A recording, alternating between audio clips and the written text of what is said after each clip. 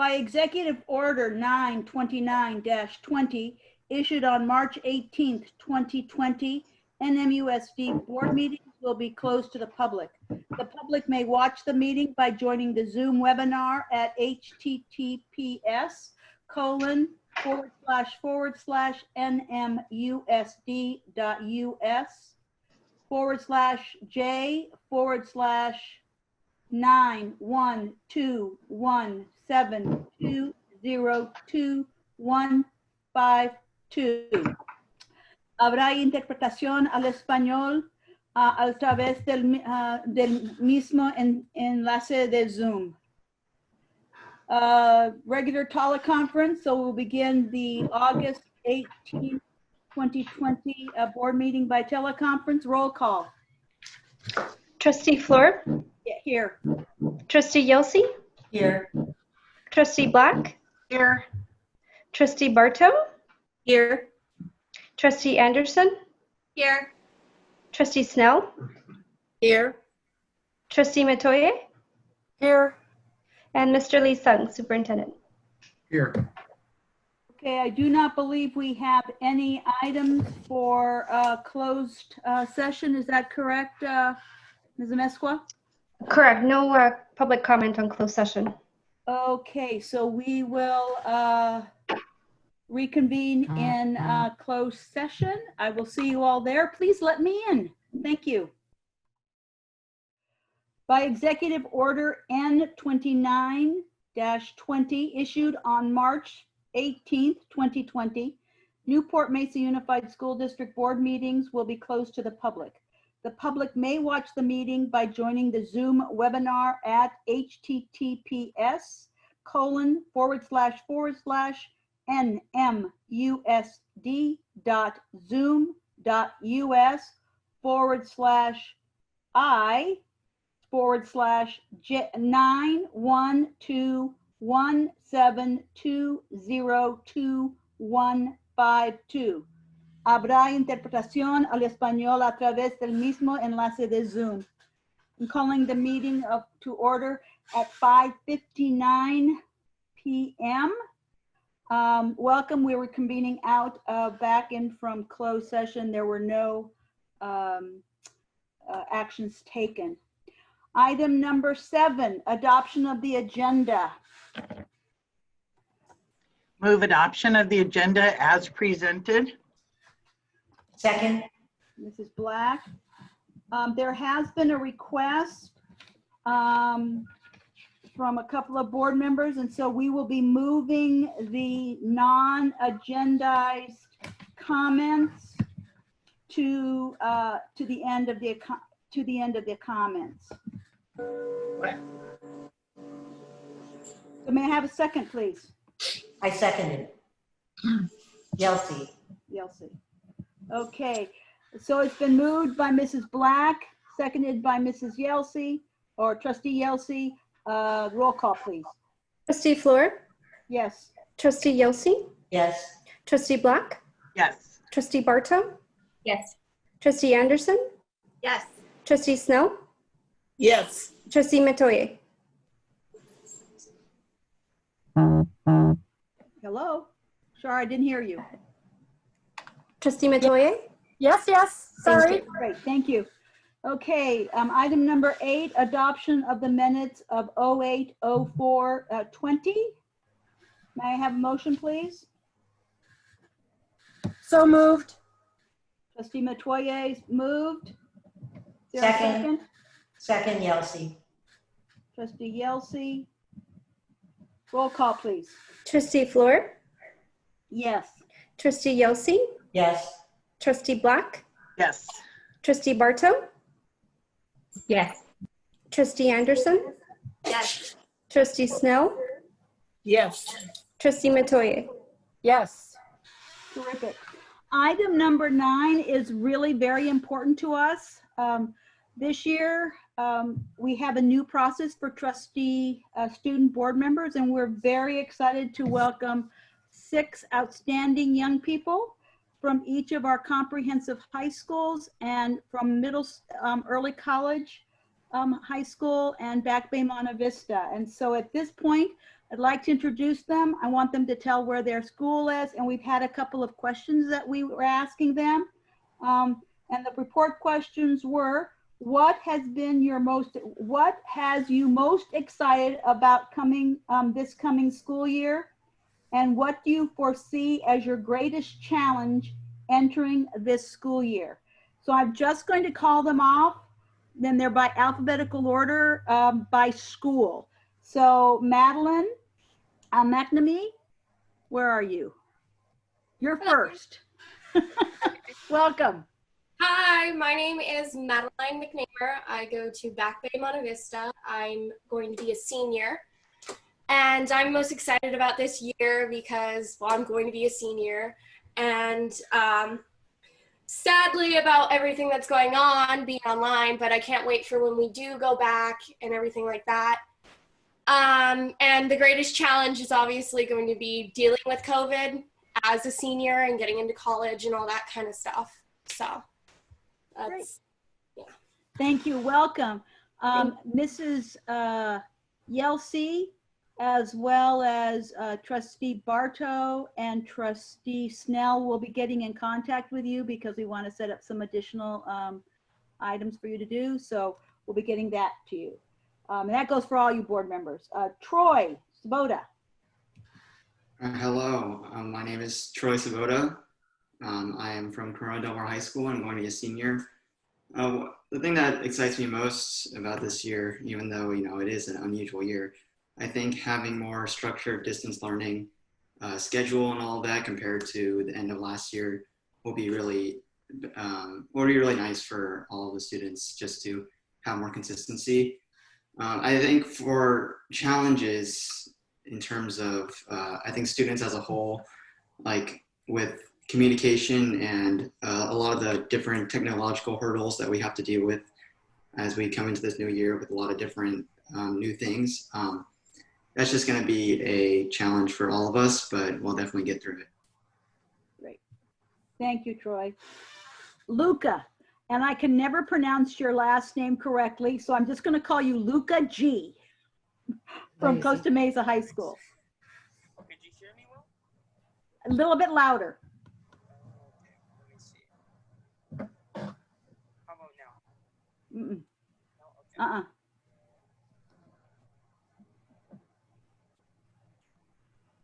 Okay, how about now? Perfect. I can have my headset.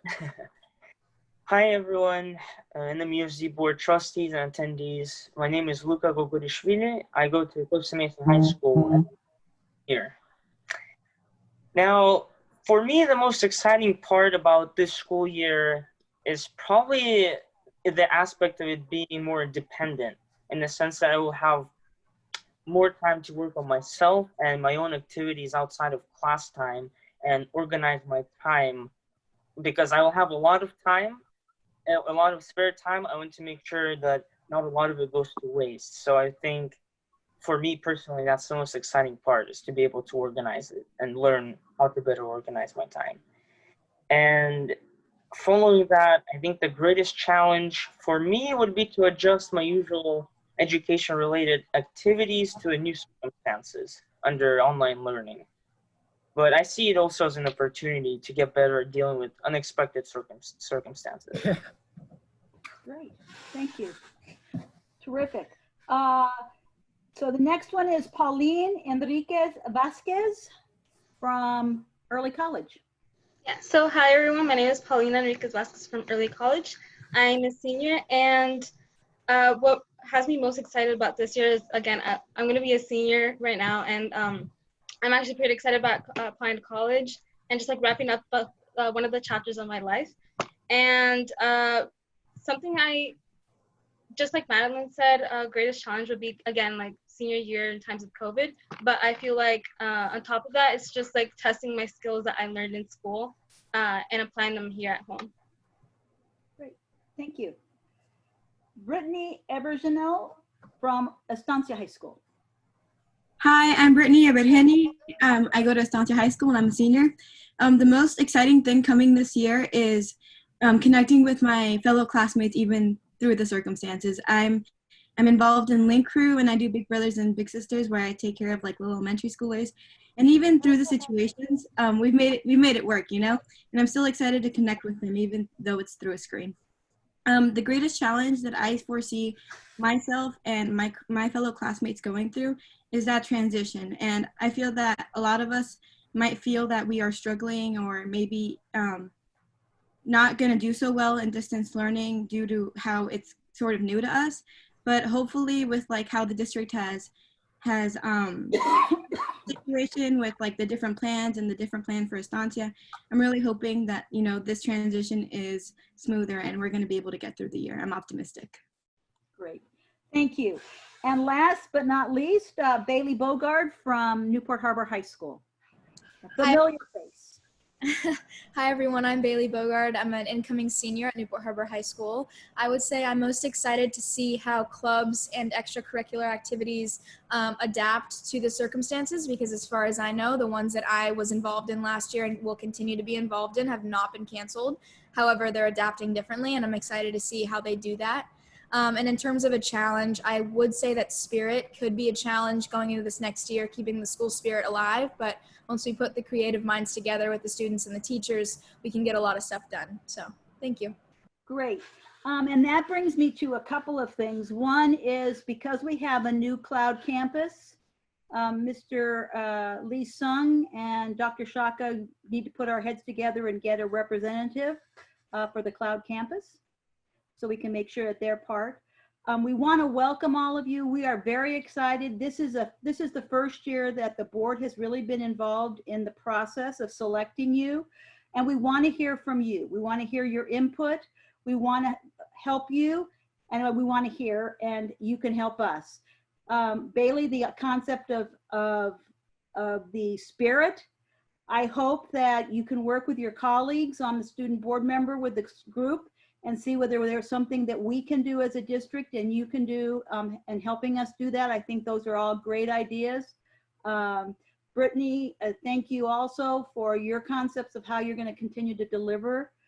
Organizing is really going to be a challenge, and we're really very, very excited. So Trustee Yelsey will be getting in contact with you to set up a couple of Zoom meetings so that we can get that process started. So welcome, welcome. We're really thrilled. Our next item on the agenda is the Harbor Council PTA President's Report. Lisa Bowler was unable to make it. I don't know whether there is a report. Michelle, do you have, Trustee Bartow, do you have anything that you can put in about this? Sure. The next Harbor Council PTA meeting for all the incoming new presidents will still be on September 14th as originally planned. Other than that, during the summer, there's just been a lot of focus on increasing membership and how to enforce that community during COVID. And they are looking, at the last meeting, we talked about how we're looking forward to getting back and being a resource for families, even if it is virtual. Great, thank you. We also have our association presidents. This is an opportunity for them to take time to highlight their activities, their membership. Again, we are in negotiations, so we hope that they will refrain from discussing negotiations. They certainly can make comments during the public comment section of the agenda. So with that, I will start with Tamara this time, president of the NMFT Teachers Union. Good evening, President Flora, trustees, honored guests. Throughout the summer, certificated staff have been preparing for the uncertainty in work. Throughout the weeks, they have been moving from one school to another, pushed to move virtually, some increasing class sizes, some listening to the narratives of expectations, and they still work and sacrifice their time because they love what they do. If it had not been for their love of students and their work, we would not have had summer staff development. We would not have bell schedules. We would not have to fight to get access to our classrooms and supplies. We would not challenge the status quo on technology. We would not negotiate until after midnight. It's because of that love that they have sacrificed their time, that they needed to restore their mental health in order to have a first week of school. It is because of that love that they work hard day and night, getting their homes ready and our classrooms ready to teach, counsel, and aid. So as we begin this school year, please remember that many of our members have not rested but worked. They need the fuel that only their employer can provide: great staff development, workable class sizes, a realistic workload, and a healthy work environment. Now that we are all into distance learning, let's work towards that level 2, and not just for the students we teach, but for the students we raise. Thank you, Tamara. Thank you. And we so appreciate all the hard work that all of your members have been doing. It has been unbelievable. And we know that they've been working just like our district staff, but like all of us, 24/7, at least 6 days a week. So we really appreciate that. Pam Saunders, President of CSEA, Chapter 18. Good evening, President Fleur, Board, Mr. Lee-Sung, Cabinet, and guests. First, thank you for the opportunity from CSEA. First and foremost, we'd like to thank all of our classified employees throughout our district. We are very grateful to every classified employee for doing their part and all their hard work. We are thankful that the district has taken the time to meet with us to negotiate the reopening of school and the effects of all for our members, and for starting the 2021 contract negotiations.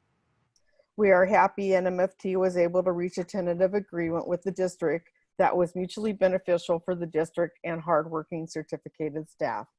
However, at this time, classified staff are being undervalued and treated less than everyone else. We are not done yet, and we are ready to get the respect we deserve.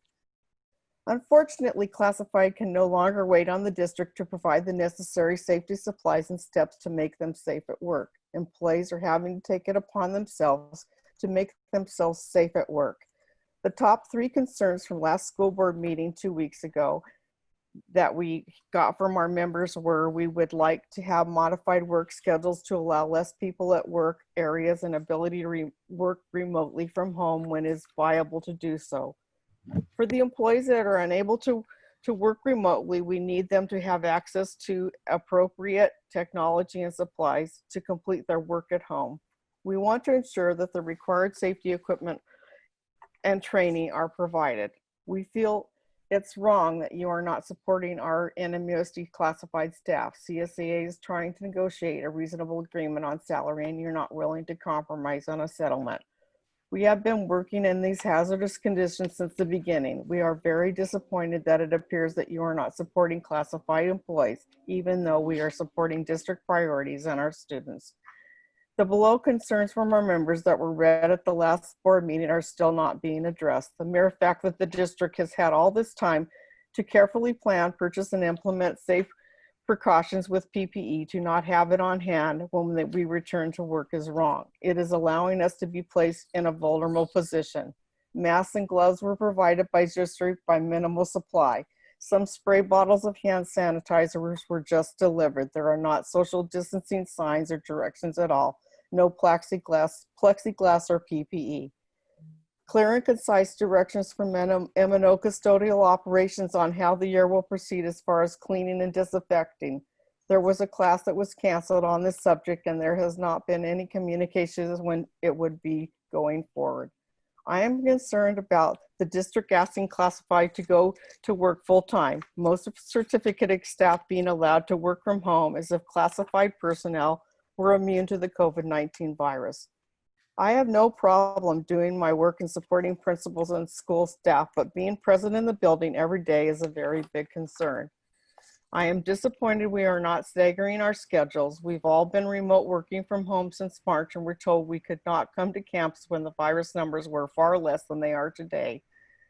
I don't want to seem ungrateful. I like my job, and I appreciate everything that NMUSD has done for us during these challenging times. I am especially thankful to have a job right now when a lot of other people don't. I don't feel like the health and lives of our classified staff are any less important than those of our administrators, teachers, and counselors. It's all of us together that operate the schools and the district.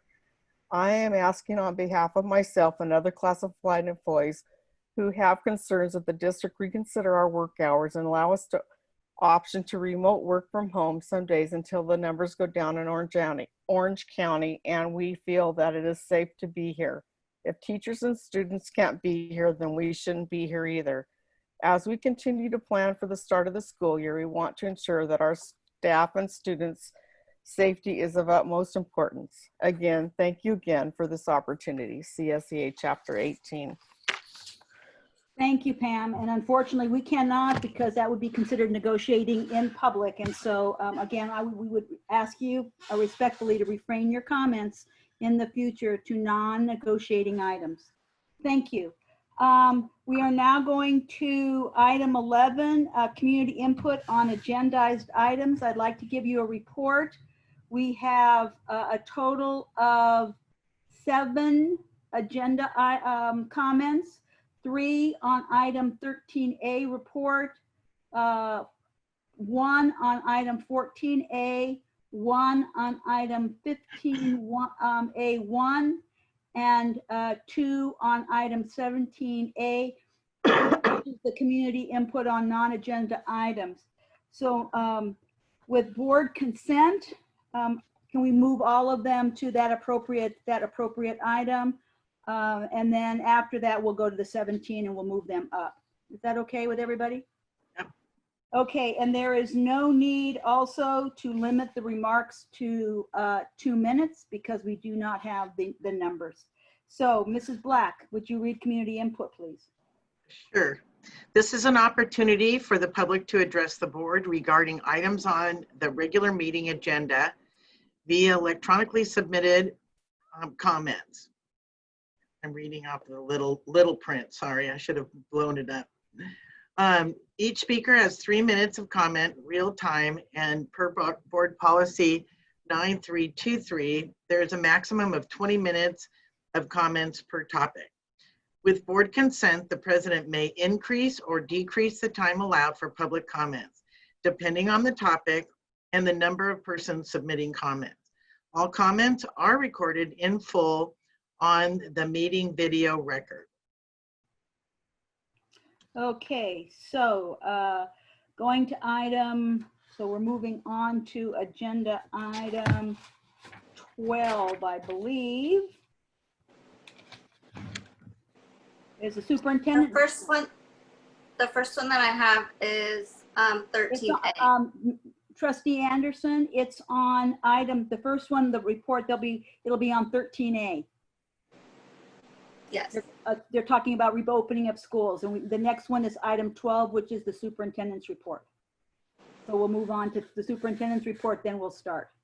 Oh, okay. Okay. Mr. Lee-Sung. All right, good evening, everybody. I want to start out my report by first welcoming our 6 student board members. It's very exciting that their role has changed and is elevated through the vision of our board to actually give a greater opportunity and experience for our student board members. So I want to welcome each of them, Maddie and Troy, Lena, Brittany and Bailey, and soon we'll get one for the Cloud Campus. But I really look forward to working closely with you along with some of our board members who are excited with this opportunity to help you and assist you with being a student leader. And as you know, the value of the student voice is really important. It's important to our board. It's important to me. It's important to our district leadership. And you provide a perspective that really helps us make the best decisions for our students in this community. So welcome aboard. And I look forward to meeting with all of you and having you back at our next board meeting in September. The next topic is welcoming back our teachers, who as of today is their first day back after the summer break. And I want to echo many of the things that Tamara Fairbanks had shared, that I know that a lot of our teachers took advantage of voluntary PD. A lot of them have been thinking and preparing for the day that our students are going to be back. And we certainly appreciate all of that. And I know having them back officially today and PD tomorrow and meeting virtually with their principals and with their colleagues is going to be a very good day. And so we will talk more about the start of the school year from the teacher perspective and the student perspective a little bit later in our report. This is the board meeting that right before the opening of school. And so I want to kind of focus my comments to that. And like several of you have mentioned, we have really been preparing nonstop since June, even before the school year let out, for this day that our teachers come back, for the day that the students come back. And as you know, this has been a summer like no other. And the preparation that we've had to do and following guidance and circumstances that have been evolving and changing. So I want to give a very deep and sincere effort to the team. And when I say the team, I'm talking about many, many people. The team, starting with our advisory groups who were giving us input and guidance in the decisions, to the team who is creating a virtual school called Cloud Campus. And by the way, that school has over 1,700 students. And to build the school in literally weeks rather than months or years is amazing. The team members who prepared and ordered and distributed the technology, and you'll hear more about the technology that we have for students and teachers. All of the platforms and the systems, the technology systems and platforms that are all in the back to make things work in the front that all of us see and touch and feel is done by an incredible group of professionals, all behind the scenes. To those individuals who have ordered supplies and equipment and making sure that they are here and readily available for all of our students and staff. For all of the operations of the district, you know, I want to recognize that these are not business as usual times. And just like Pam had mentioned, we have employees who've been working remotely. We have employees who have been on site, and we have staggered them. But bottom line is that we are working to keep this district operational and functioning, you know, from our maintenance to our payroll department, our purchasing department, on and on. Our maintenance, making sure our summer maintenance is done, not only normal, but at a deeper, more intensive level.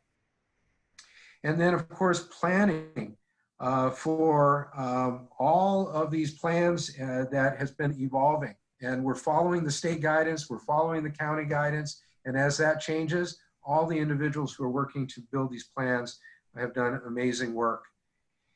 And I know I'm missing several groups, but I want to end with our teachers and our principals.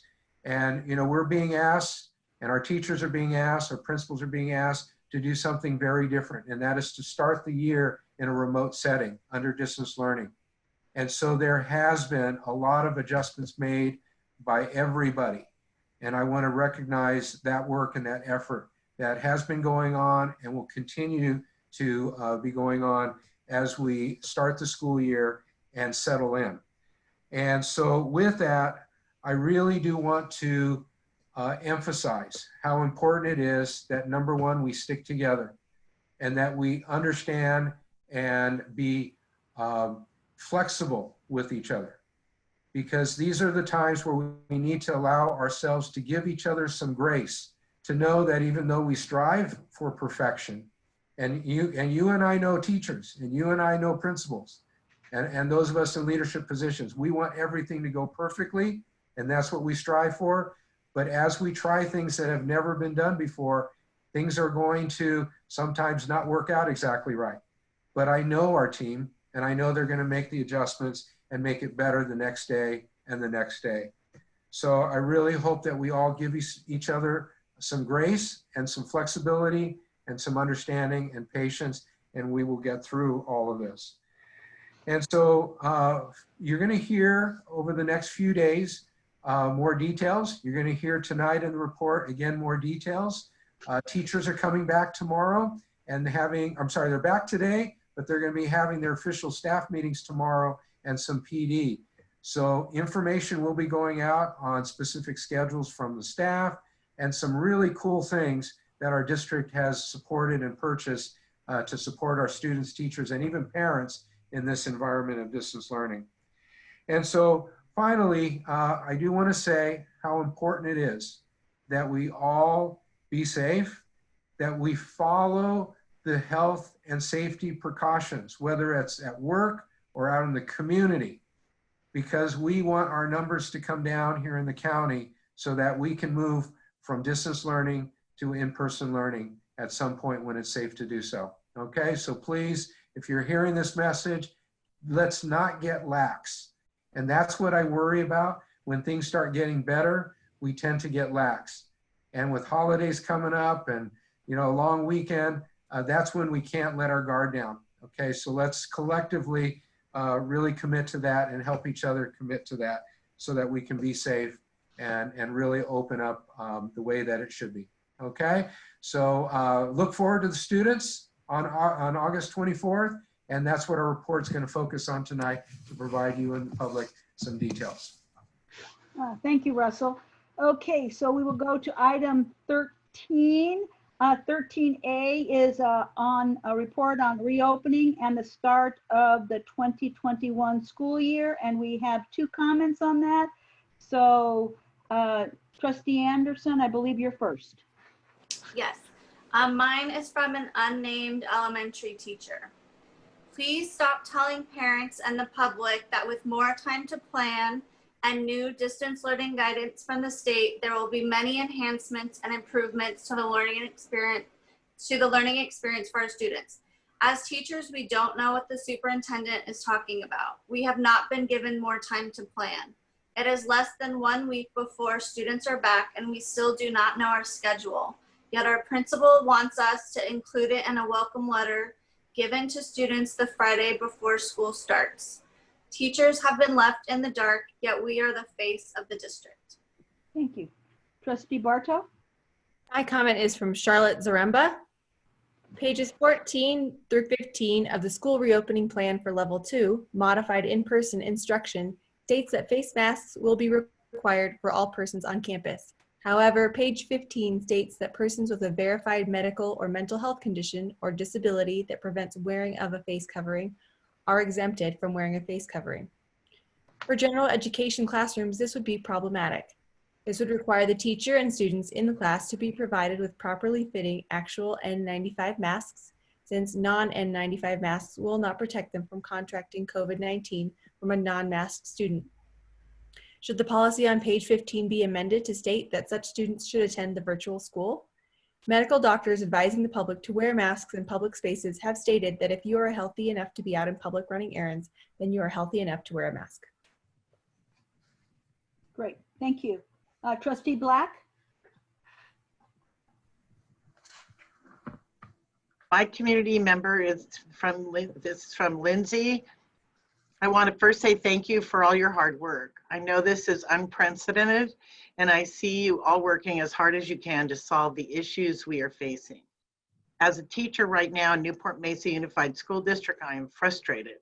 We are a district that values equity and encourage empathy at every level. Empathy is taught to our youngest students, and kindness campaigns were employed in every school.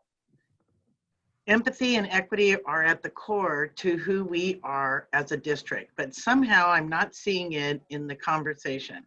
What would the conversation look like if equity and empathy were central to the discussion? As educators, we know equity does not mean every student getting exactly the same thing. This push to get all elementary students back in the classroom with cases rising is confusing.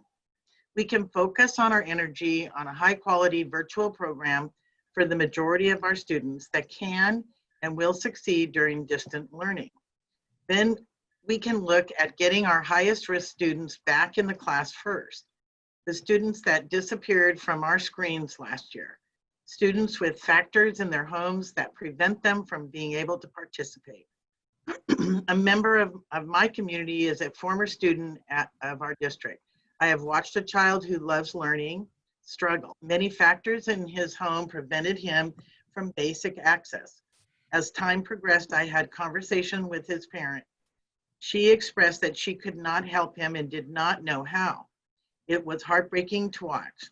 Some of our students are in similar situations. Many are not.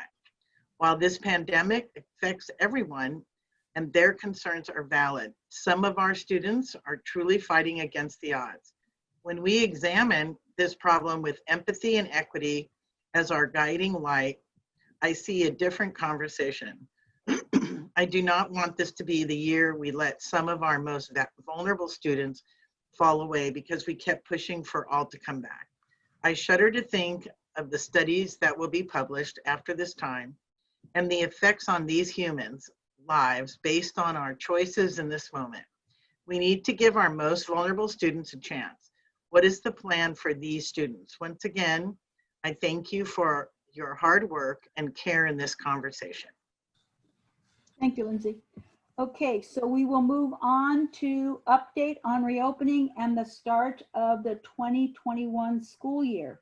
Mr. Lee-Sung. All right, thank you, President Floor, members of the board. So before I share my screen and start the report, I do want to take the opportunity to address a couple of the comments that were just made related to reopening. And I again, always respect the comments and the opinions of folks that take the time to share. It does give us opportunity to not only reflect on what we've done, but also respond. And so one of the comments about schedules and not knowing the details. And I just want you to know that there are schedules and parameters that will be shared tonight, first of all. But like I said, the teachers are coming back today. There's meetings tomorrow. There's a process, a contractual process that needs to happen at each site that will be completed tomorrow to finalize the schedules. And I want to assure the parents and the teachers that at that time, the specific schedules for each individual school will be confirmed and will then be communicated to parents. And granted, you know, we would have wanted to do this weeks ago, but unfortunately the environment that we're in right now, this is the timeline that we have. I do want to say that all start times for every school will be the same as it was last year, and end times, and that's part of the parameters that were set and agreed upon with NMFT. So information will be coming out from all the school sites to parents and of course to our teachers when they report to their PD session tomorrow. Regarding the comments about, the third comment about high-risk students and having them come back and equity and empathy. And I do want to emphasize that that has been a big part of our conversation. We are trying to do our best to make sure that those are two principles that we are following. And as you know, we have stated that we really want to support our high-risk students, our special needs students to come back, our youngest kids. And so when we get to that point in person, we will definitely keep all of that in mind in the form of our priorities to get them back first. And then there was a question about the face mask. And we've had a lot of discussions about face masks. There are some exemptions, and I'm going to ask Sarah Jocham to maybe elaborate a little bit on that question and what we are planning to do with face masks. Great, thank you, Mr. Lee-Sung. Good evening, board. Thank you for this opportunity. And it's a great question, and we are getting lots of questions about the process for face coverings and their use by students and staff.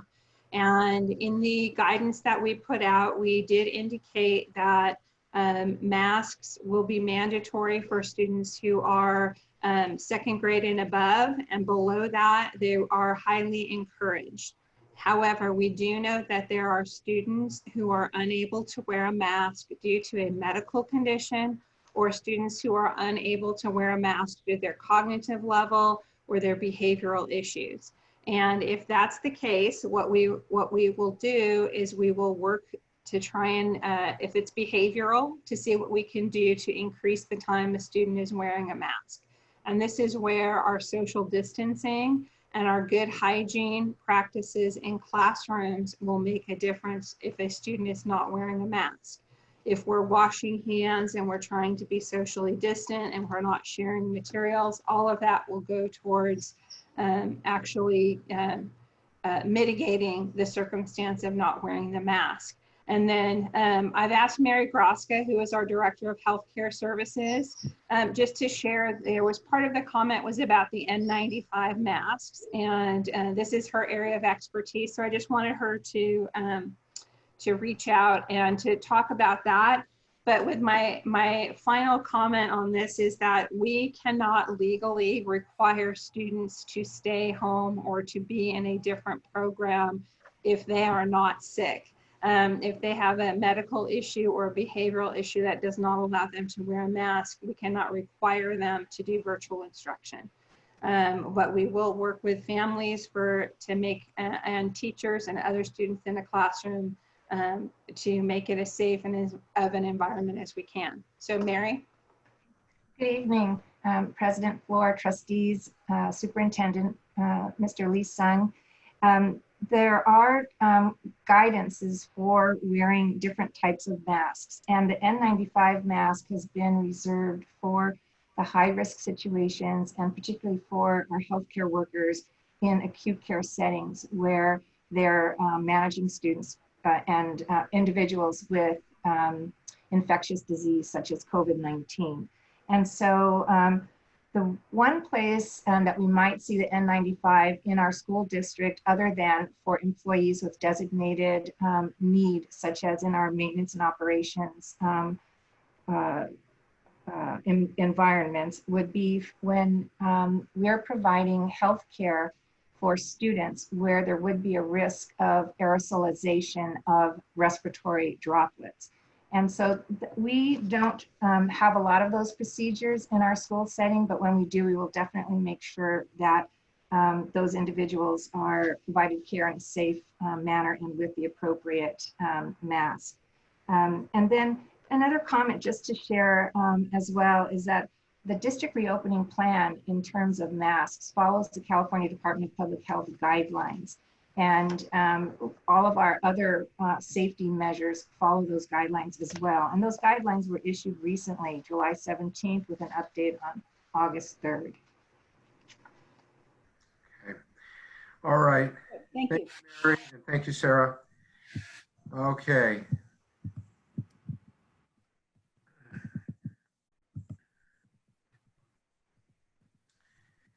All right, tonight I want to focus on the start of the 2021 school year. Again, this is always an exciting time. This is what we work for throughout the summer to prepare for. And I want to bring on board several people on the team to share different aspects of our start of the school year. And so tonight we're going to have a report from Principal Martinez from Early College High School, who opened up school last week. The next item is really kind of a theme in terms of the teacher's first week and preparing for the students' return and some of the activities that are taking place this week. And then number 3 is a welcome back to our students. And what does that first week look like for our students?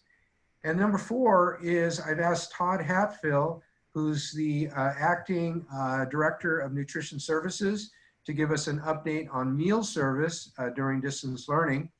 And finally, we're going to end with a team under Dr. D'Agostino to talk about mental health, wellness, and attendance engagement. So it'll be Dr. Kristen Henry and Sarah Coley. So you've got a nice menu of things tonight, and we're going to start first with Dr. Martinez. Well, good evening, President Floor, members of the board, Superintendent Mr. Lee Sung, and members of cabinet, and our close to 100 guests that are joining us tonight. I'm going to impose my 3-minute timer on myself so I don't go over. I'm going to keep it right on point to what you see on the screen. We had the pleasure of opening up school last week on August 12th.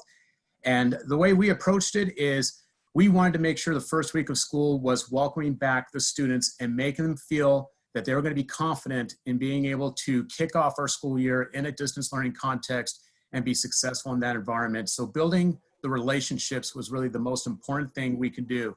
But in advance of the first day of school, we had our materials pick up on that Monday and Tuesday. That was an opportunity where our PTSA put together welcome back packets for each and every student. And within that packet, there was a motivational candy bar that was in there that they individually wrapped all 200 plus of them. And 10 of them had golden tickets. So just like Charlie and the Chocolate Factory, there was gonna be a prize to be won. So that was something that they really enjoyed receiving.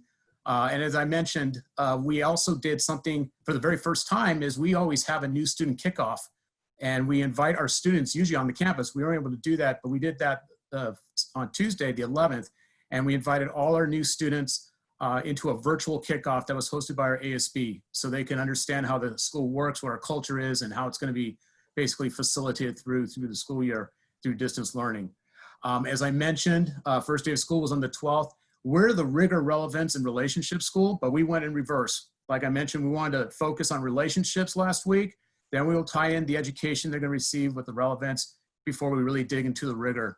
And every period, we did a check-in through our students on Friday. And that's what our Fridays are going to be like through the remainder of the year. We're going to be check-in with our students on all 8 classes as we roll out our schedule. Because this week, now we're advancing to the 17th to the 21st, we started our block scheduling yesterday. And that's where it's really more of that collegiate schedule where the block periods are meeting with our classes in that format. And bear in mind, we're still in high school mode right now. The college classes do not start till next week on the 24th. So we're just layering it in and just really building culture and connecting with kids. And if anyone is having problems with their technology, we're trying to troubleshoot it right now early. But our attendance has been really strong, covering about 98, 99% daily. And we're following with every family just to see how we can best support them. I'm also hosting grade level meetings all this week. I talked to my seniors yesterday, juniors today, have sophomores tomorrow and the freshmen on Thursday. And it's just my opportunity to really talk about what we accomplished in distance learning last year, because we have a lot to celebrate. About 1/3 of our students took summer school through distance learning just to advance themselves. We need to celebrate that, but we just need to talk about how our mission, our vision is still gonna be perpetuated while we're in this level.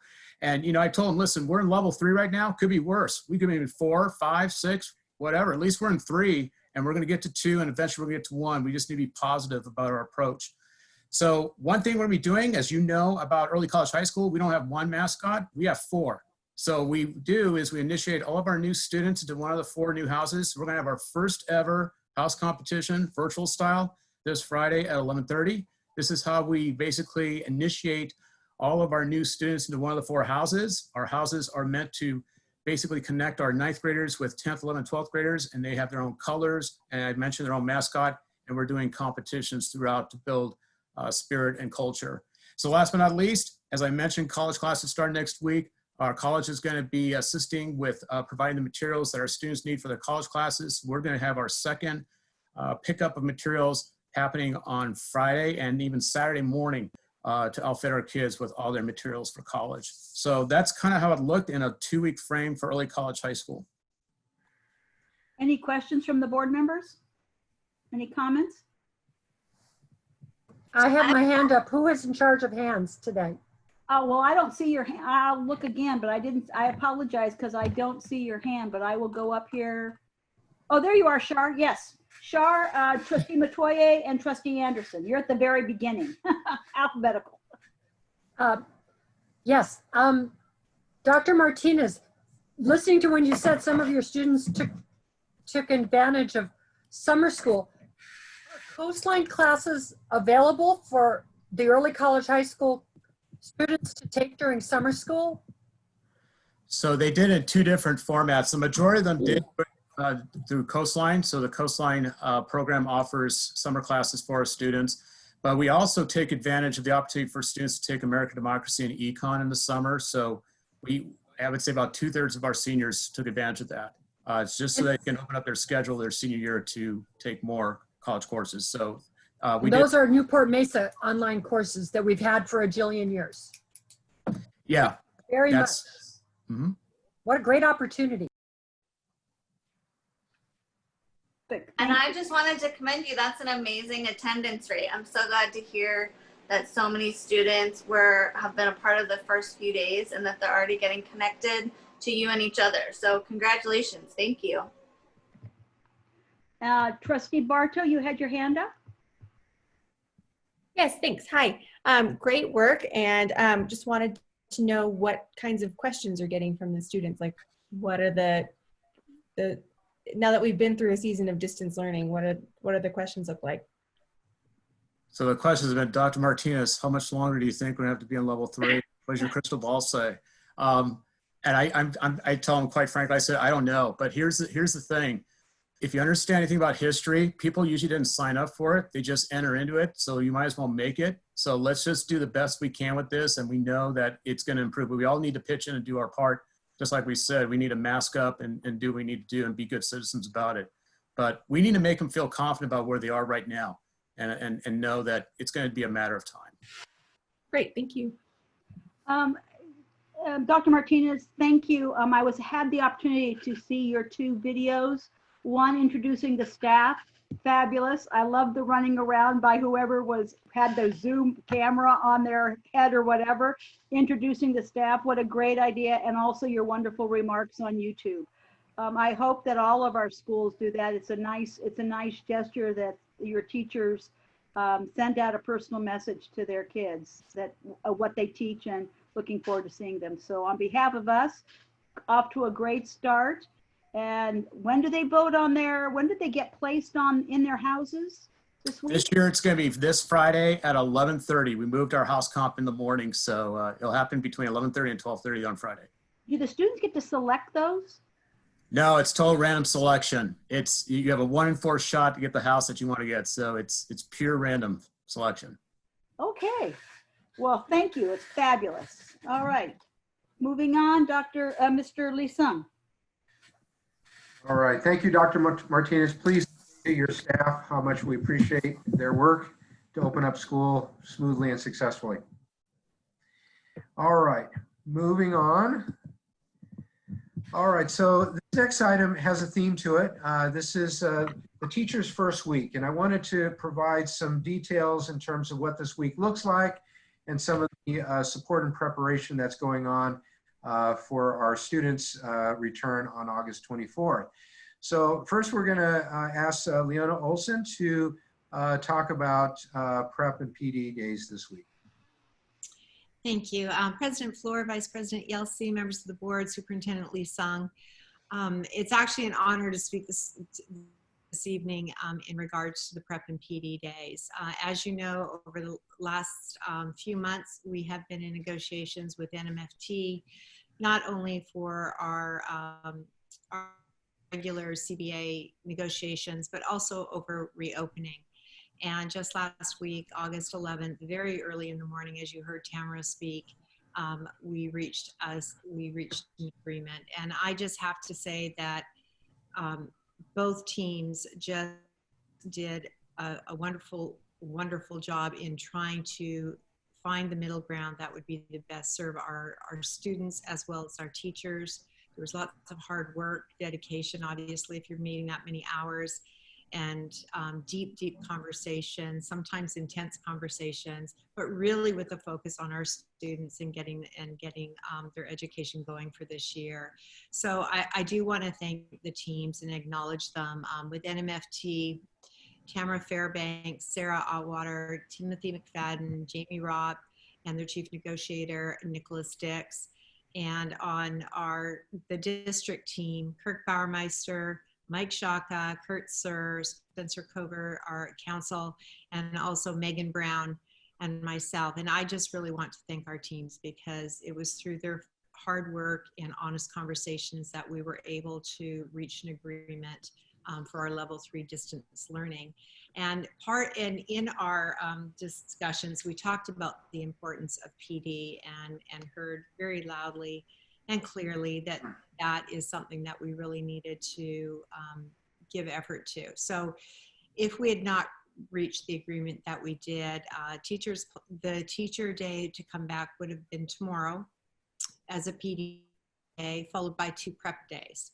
But after looking at it and really recognizing the need, it has been changed. Today was the first day for teachers. That was their prep day. And now on the 19th and 20th, we will have professional development day, and the teachers will then have a prep day on Friday. So it's a wonderful balance in order to get us up and running. And I think a little bit later, John Drake will be talking about the first week for students as well with the same theme. So again, excuse me, again, I really want to thank our teams for working so hard to come to an agreement. Thank you. Okay, thank you, Leona. The next item here is safety procedures training. And I want to ask Sarah Jocham to just say a few words about that. That's one of the components on the first PD day, which is tomorrow. So Sarah. Great, thank you again for the time. And Mary Groska, our Director of Healthcare Services, really helped support putting together a training and materials for the school sites based on work that Megan Brown had done in HR. So, you know, we all learn and work from each other. And one of the things that was really important to us is to ensure that all the sites, all the certificated staff are getting the same message from the district regarding health and safety for themselves and for their students. And so the information that they are going to receive tomorrow from their sites is all standardized. It covers all of our basic information, which is basically face coverings, hand washing, social distancing. It goes into more detail about our wellness screenings, how staff need to do a passive screening at home, how we're doing active wellness screenings if and when they come to the school sites. And then one of the final pieces of the presentation is that we are requiring our certificated staff to complete a standard coronavirus awareness video training that was developed by Keenan and Associates. And we believe that through using this training, it just again brings us all to a common foundation and understanding of how we address issues related to COVID-19 so that we're all starting in the same place. So thank you. All right, thank you, Dr. Jocham. All right, next item is professional development survey, and I will turn that one over to Mr. Drake.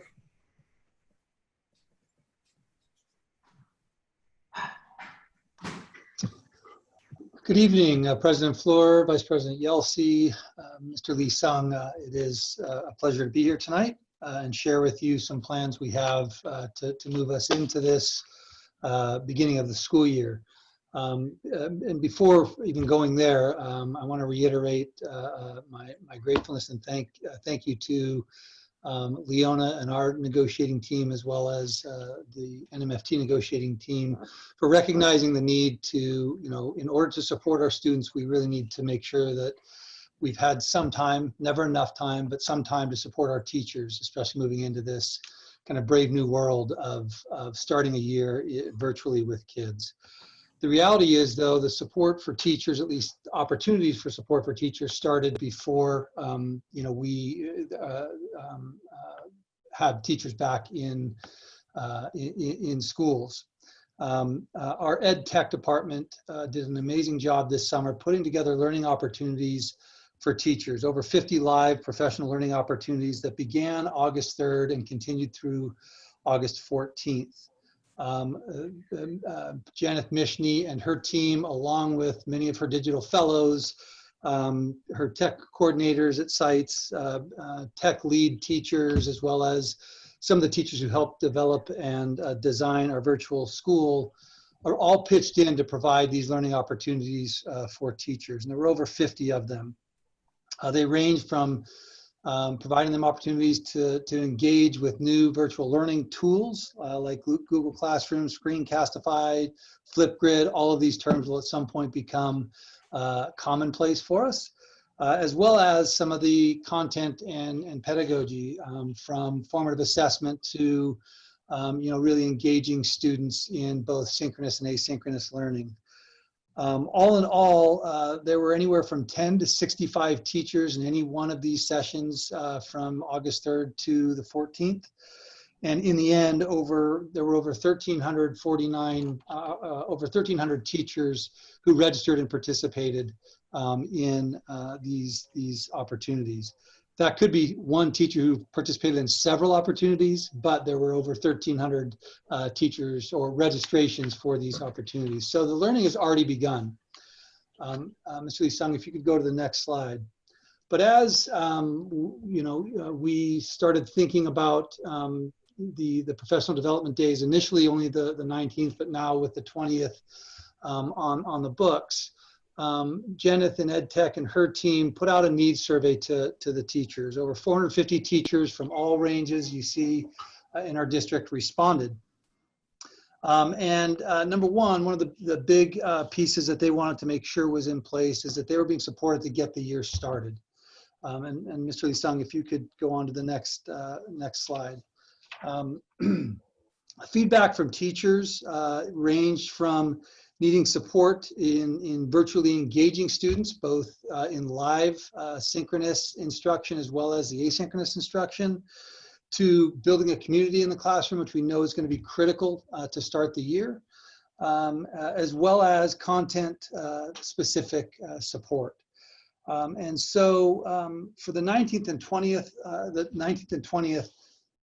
Jenith and her team have put together a variety of options for teachers to engage in, as well as there will be some required PD on the 20th, and that's going to come out of student services. There's also a need from teachers' feedback to really engage students and support their social emotional aspects. So Dr. D'Agostino and his team will be providing teachers opportunities around the 3 signature practices that we'll engage on in this school year: trauma-informed teaching and educators, as well as kind of the nuts and bolts necessity of making sure that everybody's aware of how we will be taking attendance and monitoring engagement of students, in this environment. So there are going to be some requirements.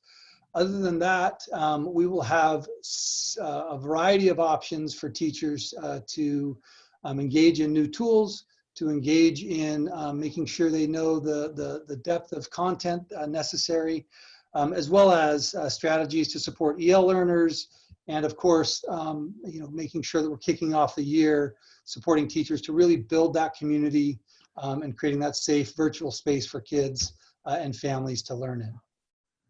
And so that's what the 19th and 20th is shaping up to look like. And then we'll talk a little bit more later about the first week of school.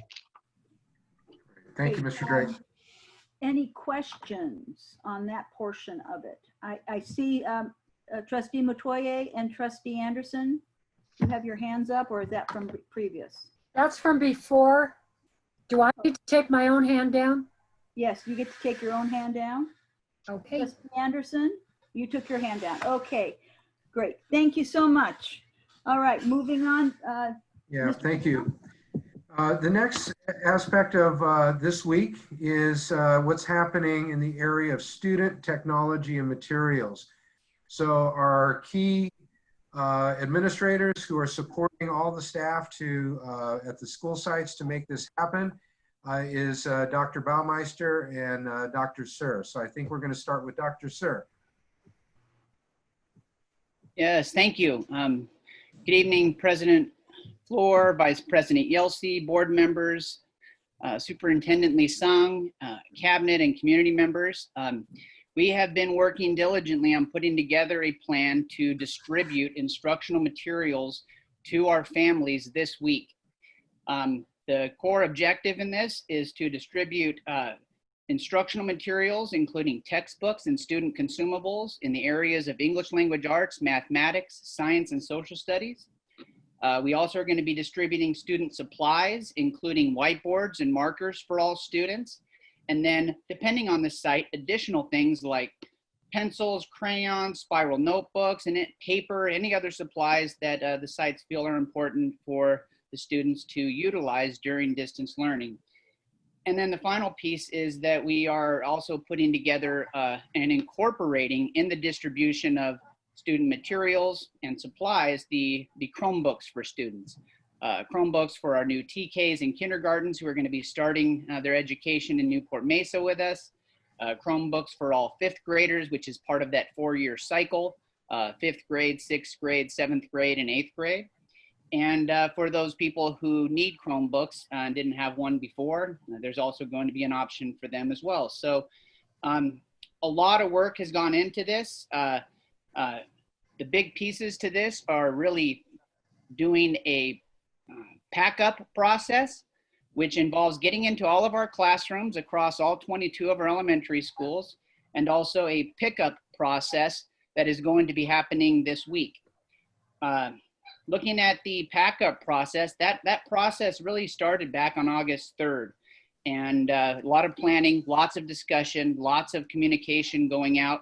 And last week, our classified employees returned to begin the pack-up process.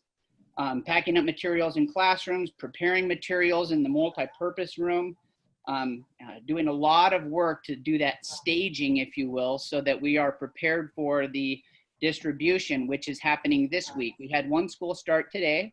The rest of our schools are starting on August 20th, Thursday, and also going into Friday the 21st with a goal of trying to get all of the materials out to our families before we start school.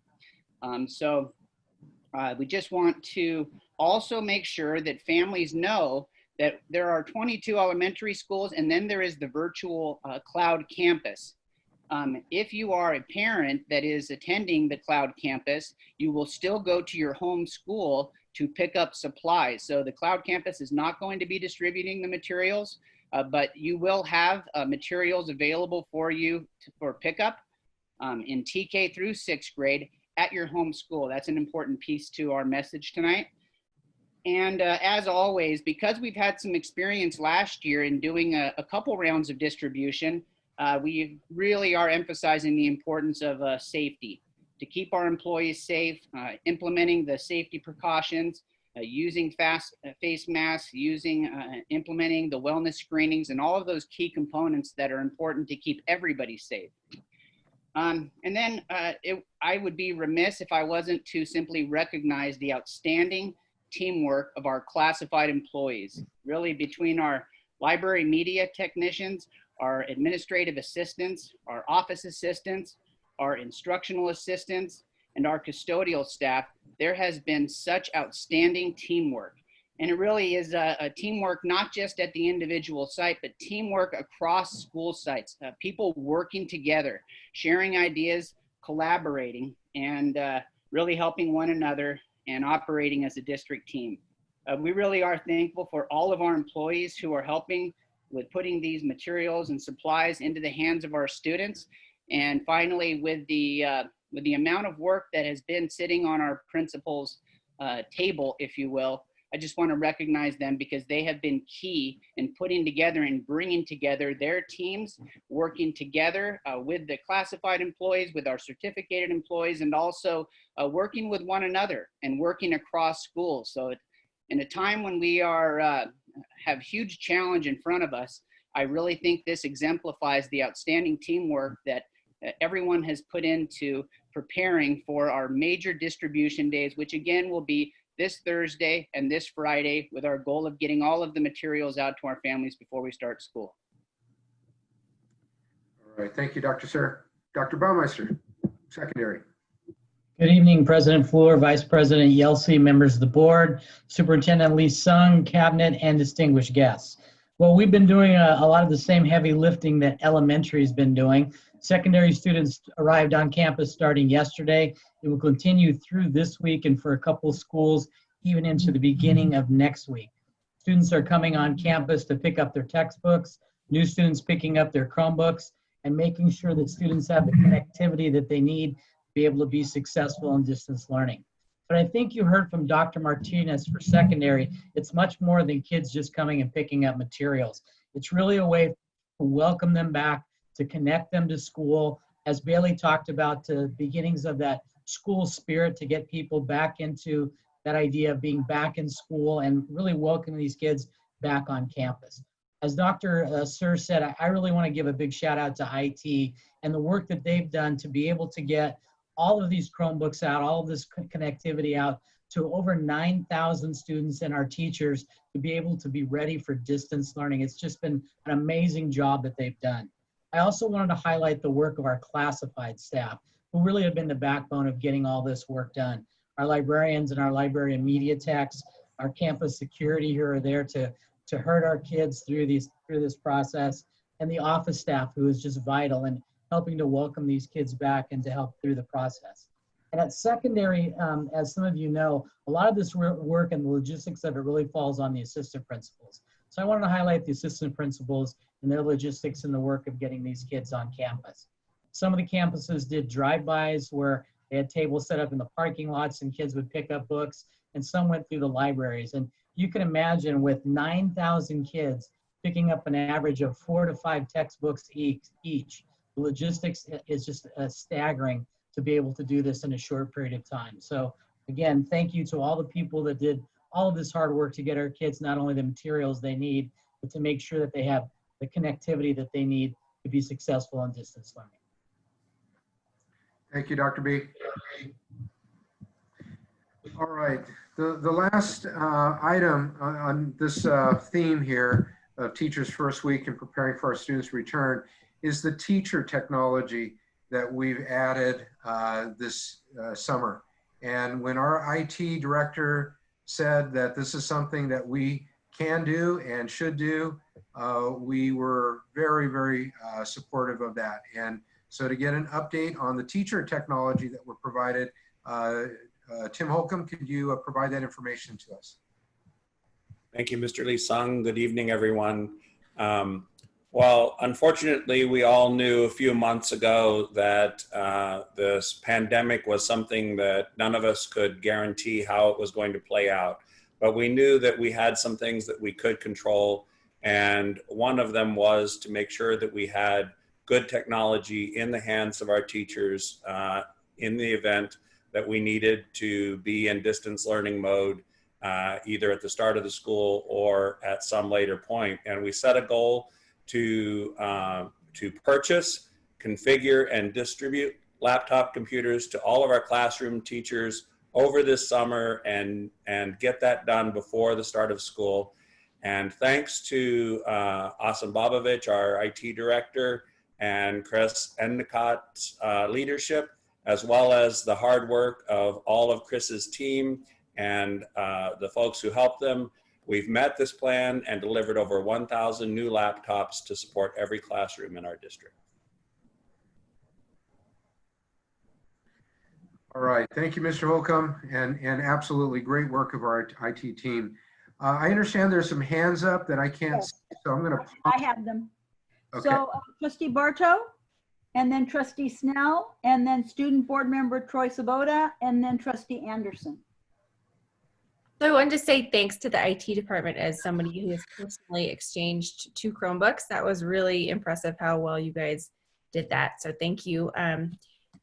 The one, next day turnaround is pretty amazing for anything, let alone 2 Chromebooks. So again, that was really well done.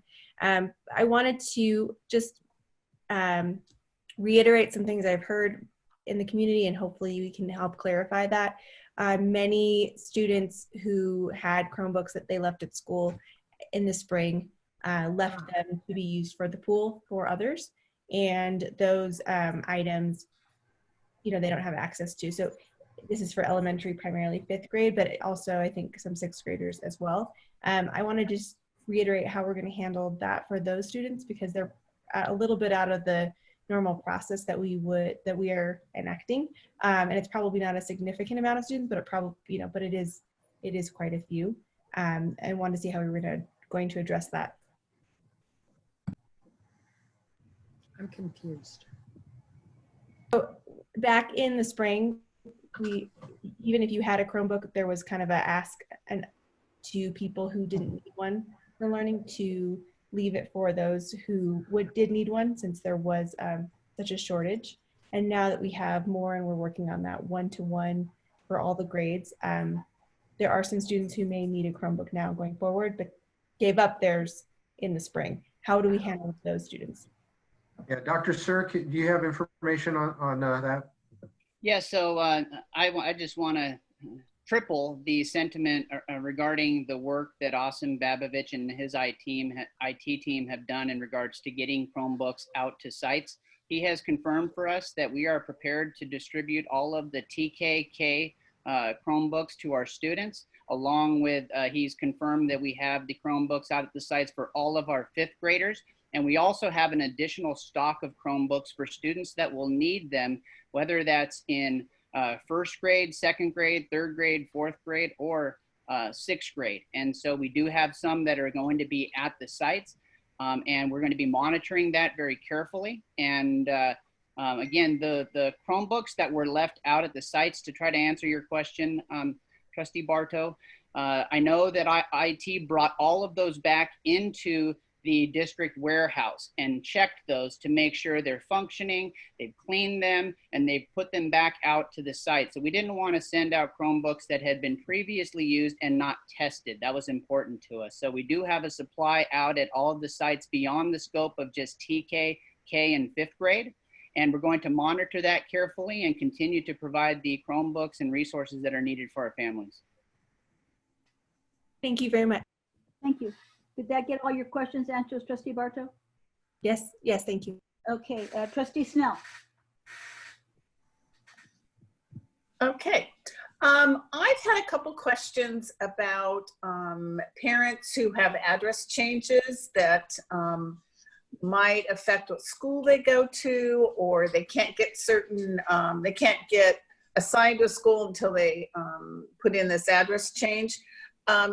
Do we have staff that are answering the phones now at individual schools? Because I know when I've called, when I called last week, nobody answered it at the district. So are we back, everybody back now and people can call?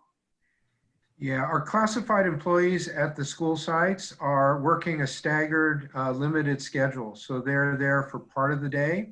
And so there are staff there every single day, and they may be coming on different days of the week or different times of the day, but there are staff at every single school site.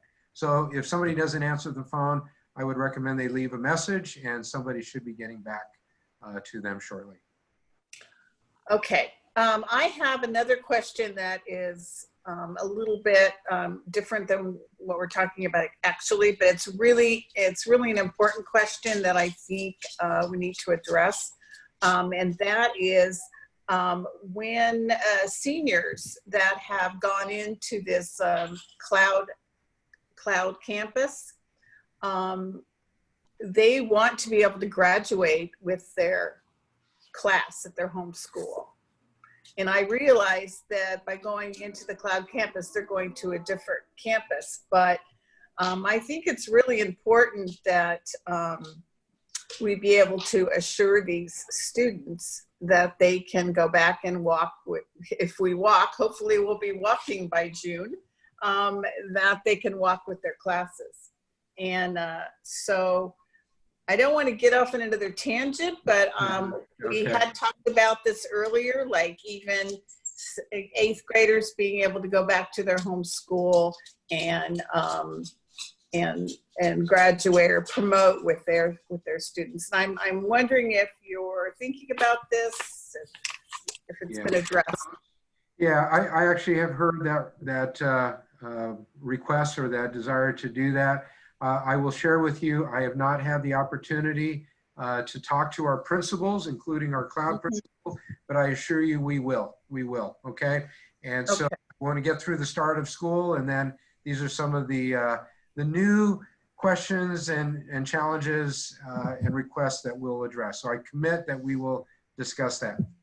Okay, because it doesn't really seem out of the question. It seems like something that could, especially after what we went through at our last graduation, this should be not a big problem. Okay, I'll keep harping on it. Thank you. All right. Okay, student board member Troy Sabada. Hello. So first off, I just want to say I thank you for providing all this technology, additional resources for us as we go into this year. One of the things that has stood out to me even through like the past few years that I think is important, especially now. So all like secondary students, I think this is what it's primarily for. We have our 6-digit ID emails, right? So it would be like 1234556@nmusd.us, and that will be a student. So we use that email to log into Google Drive. We log into our Chromebooks with that email. We log into anything that is school related, all those accounts with that email and the district provided password.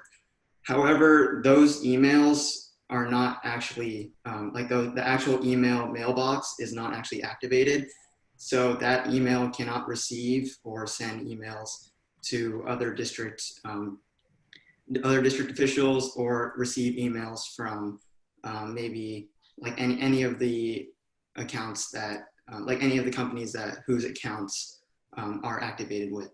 So I believe I've talked with a few people about this, and we see a lot of benefits in activating the student emails as actual emails, especially in distance learning time, because it will allow more communication with students and teachers, because especially as we move off of School Loop, which was traditionally our emailing platform, especially in the coming years, I think it'd be really useful to have a dedicated email for students because it will work seamlessly with Chromebooks. So when you go on your Chromebook, you don't have to sign into a personal email if you're trying to like access emails. And really for the future, whether it's in college or at work, you always have a distinct school email, or you have a distinct email and you have a personal email. So I think it'd be really useful for students to get used to separating their personal lives from their school lives. And I think that activating the student email would be really beneficial for everyone. So I guess my question is, I wonder if you guys have looked into this, activating the emails, and if so, is there any reason why or why we are not moving forward with that? All right, Troy, that was a great question, very technical, and I don't have the answer, but this is one of those questions that I usually respond at this point to say, let me confer with staff, and I will get back to you and the other student board members as well as our regular board members, okay? Mr. Lee Sung, but I believe Janet talked about what is it, the QR code for all the elementary? So I believe what you're referring to, President Floor, is class links, which is a system that we have that is a one kind of sign in for all different apps and systems. So that is definitely happening, but I believe Troy's question is a little bit different as to. Yeah, he's talking about board, he's talking about regular NMUSD with a kid. It's activating the student email that we assign to all of our students. So I know there's some information, technical stuff, but let me do the research with staff and I'll report back to everybody on that, okay? Thank you, Troy, for bringing it to our attention. Great question. Okay, Trustee Anderson. Thank you. I just wanted to firstly thank Dr. Storr for listening to parents and teachers and getting classroom resources for students. I think that's so wonderful, and to be able to start the year with supplies is excellent. So thank you for doing that. And also I just wanted to say thank you for the cabinet for listening as well to teachers and getting computers to our teachers that have been asking. Both of those are essentials. Classroom supplies and computers, we need them. So thank you for that. And then I just was wondering, I've heard a lot of questions from parents that it's been hard to track down, particularly for newer parents or younger parents of younger children, on the websites, on the school websites, to find contact information.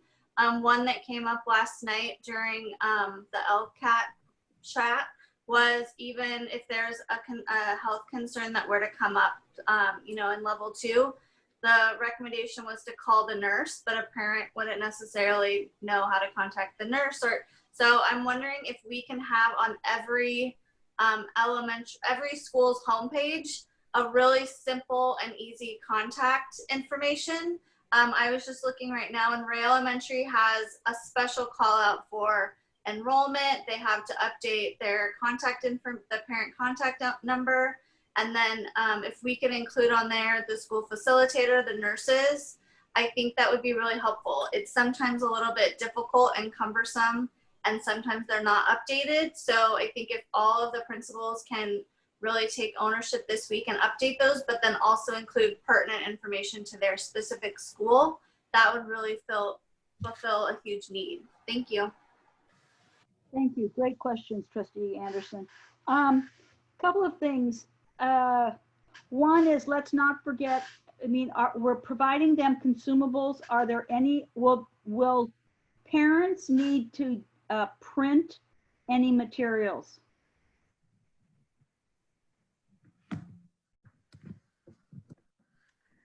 Dr. Sir, do you have information on that? Yeah, at this point, I'm not aware of what we did last year with printing out the packets. I don't believe the packets are going to be a part of the requirements and not what we're going to be distributing. So I think it would be dependent upon, on some levels, what is happening with the particular teacher, but we know that printing can be challenging. So we believe that with providing consumables in all of our content areas and the materials, we're going to be able to avoid that to the greatest extent possible. And if there is printing that is occurring at a particular site, we would want to make sure that we are supporting those who don't have the option to print the materials and provide that information hard copy, if that's the direction the site chooses to go. Yeah, I'm just concerned about, we're handing out whiteboards, but I just want to make sure that with whatever we do, we have the ability for the kids to, if they have to upload something that, I mean, I'm not expecting a TKer to have a cell phone to upload it, but to provide those type of training of how to use that, whether they can take a picture or a screenshot, those really technical. And one thing that's also come into play here is my daughter has 3 kids, a kindergarten, first and third, and the need for headphones because they're all on the computers and they're all on Zoom or Google Classroom at the same time in a confined space at different tables. But I think it's really important that we look not to forget about headphones for those families that have multiple kids at multiple times, because that's going to be really noisy if not. So that's one. And then, and second is the concept of connectivity. We know now that I was in a crop meeting. Tustin started school last week and had some connectivity issues with Spectrum, which is our major provider. And I want to make sure that we find out, if we can, about connectivity, because as kids go back to school in various districts, the demand is going to be high. I mean, they used to warn us that in March. They started warning us about that in our own homes about the connectivity. So I just want to make sure that we have a backup plan in terms of connectivity for our students. So, okay, I don't see any further questions. I have a follow-up question that reminded me. For TK and for kinder and for some first, are we sending any paper packets home? That's one of the other questions I've gotten, because parents got familiar with those from spring. So I didn't know, because I know sometimes for TK and kinder, they don't necessarily have consumables. So I just wanted to know if they would be getting packets, or are we going to be communicating with parents exactly like what is expected of them to be providing? Yeah, so we are not planning on doing packets out on a weekly basis. There are some consumable materials that are going to be available to all TK families, all kinder families, and we're supporting our teachers with being able to communicate to the families what it is that they have, and also resources within our instructional planning that they can utilize to communicate with the families what the expectations are. But again, we're not planning on doing our routine packets like we did in the spring of last year. Okay, thank you. Okay. Any further? Okay, Mr. Lee-Sung. All right.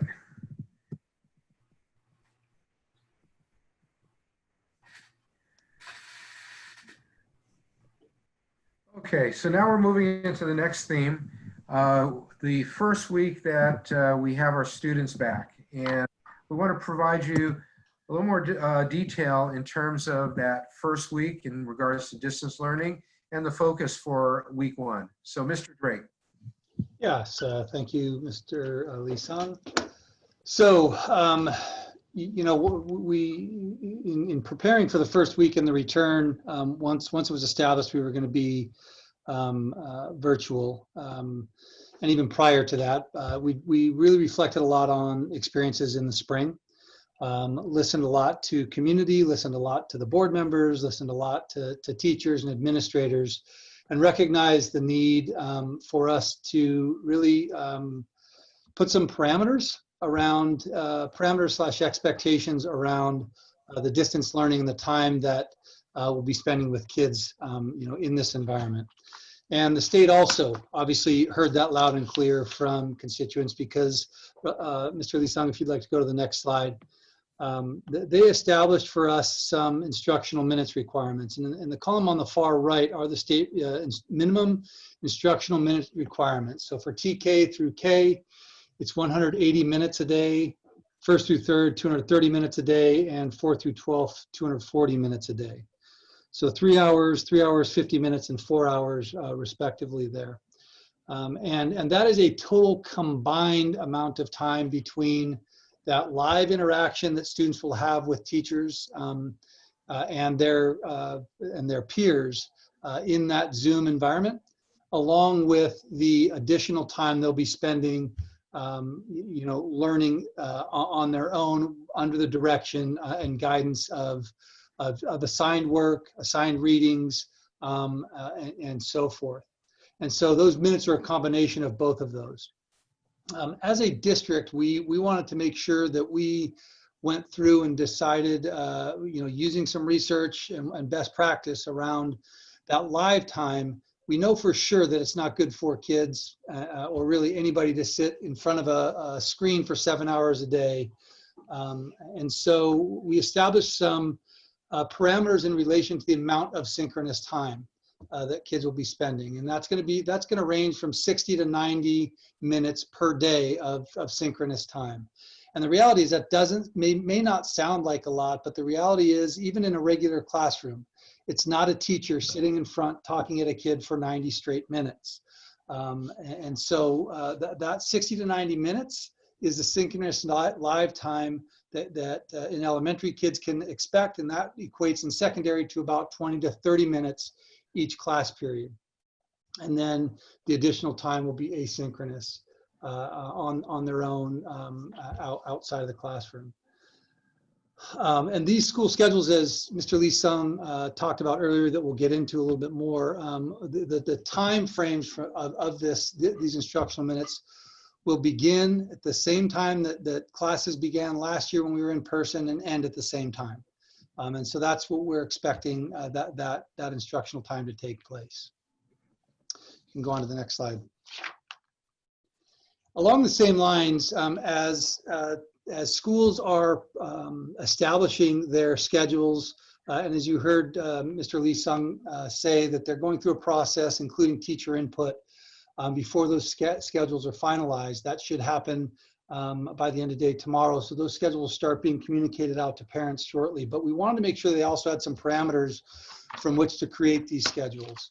You've already heard that first one that's on this bulleted list of, you know, their start and end times need to be consistent with their regular bell schedules during the 1920 school year, so that parents know, my school started at 8 o'clock last year, that's when my student is going to be starting his or her day, and it's going to end at the same time. In elementary, every class day will begin with an entire class morning meeting. Really, that importance of building community and continuing to connect kids, even if it's virtual. There will be live math and ELA, ELD instruction daily. We'll also support those ELA, or social studies and science by integrating those concepts into our math and language arts and ELD instruction on a daily basis. We're also making sure during our scheduled times that are being created at sites that designated ELD instruction is taking place at least 4 times per week.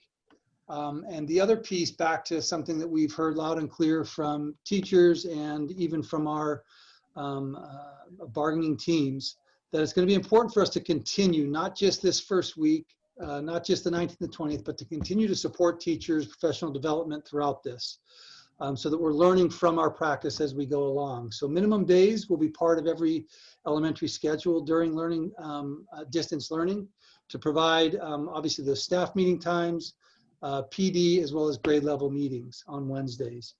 And we're also establishing consistent office hours, at least, I want to say 3 days, maybe 4 days a week, depending on each site. Establish office hours for each teacher for parents and students to get their questions answered, as well as for teachers to reach out and contact and provide additional support to students and families. For secondary, Mr. Lee-sung, if you go to the next one, very similar parameters.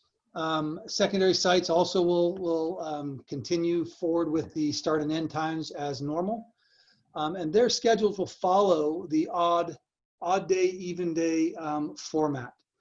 So Monday, for example, all kids will attend their first, third, fifth, and seventh period classes, or first, third, and fifth if it's a 6-period school. On Tuesday, it'd be 2, 4, 6, 8, or 2, 4, 6. Wednesday, so forth, and that will just continue through the week. And you can expect 20 to 30 minutes again of synchronous time each class period. And the total instructional time, again, just want to reiterate, for secondary sites will be a combination of that synchronous live time as well as the time that they'll spend away from the live instruction, learning, and producing. There will be teacher office hours in secondary Monday, Tuesday, Thursday, and Friday for 45 minutes. And these office hours in secondary, again, similar to elementary, are for outreach, making sure that we're outreaching to those kids that we're not connecting with on a regular basis, or are not connecting and take advantage of the synchronous live time. Also for individual and even small group support, as well as time for teachers to provide students feedback. And those will be 45 minutes a day, Monday, Tuesday, Thursday, and Friday in secondary. August, you can go on to the next slide, Mr. Lee-sung. The first week of school. We want to be clear with the first week of school that part of the agreement, again, to support both students and teachers during this first week of school, was to have these days established as half days, ending at the regular scheduled lunch for each school. At least that's when the instruction would end, so that the second part of the day can be evenly split for teachers for professional development, as well as for preparation time for teachers. Also the focus of the interaction, the instruction of that first week will be for the teachers to really establish that community, get to know the kids, give the kids an opportunity to get to know each other, and really build that safe, connected learning environment and community in their classroom. It'll also be an opportunity for teachers to spend that time establishing their routines, their curricular routines, as well as making sure that students and families are adept at the different applications and technological tools that they'll be using throughout the year. It's an extremely important week to establish all of those pieces and provide the support for teachers both in preparation and PD, so that second week of school, things are humming. And we're also able that first week to get in and hopefully deal with as many of the connectivity issues and technological issues that students might be having during that first week. And so this first week's critical for us to establish that community, connect kids, and provide teachers additional support so that from the second week on, classroom routines are established and moving forward with the content learning. Okay. Before we move on to the next item, any questions, any hands up? Trustee Barto? Just because we had a question on the chat and I've forgotten that I already learned the acronyms in the last year and a half. So PD is professional development. I think that's important for teachers and students to know, especially the high school, what that other half of the day is including. Yes, thank you, Ms. Bartow. I started to throw that acronym out there. Professional development is definitely a huge part of our first week of school for teachers.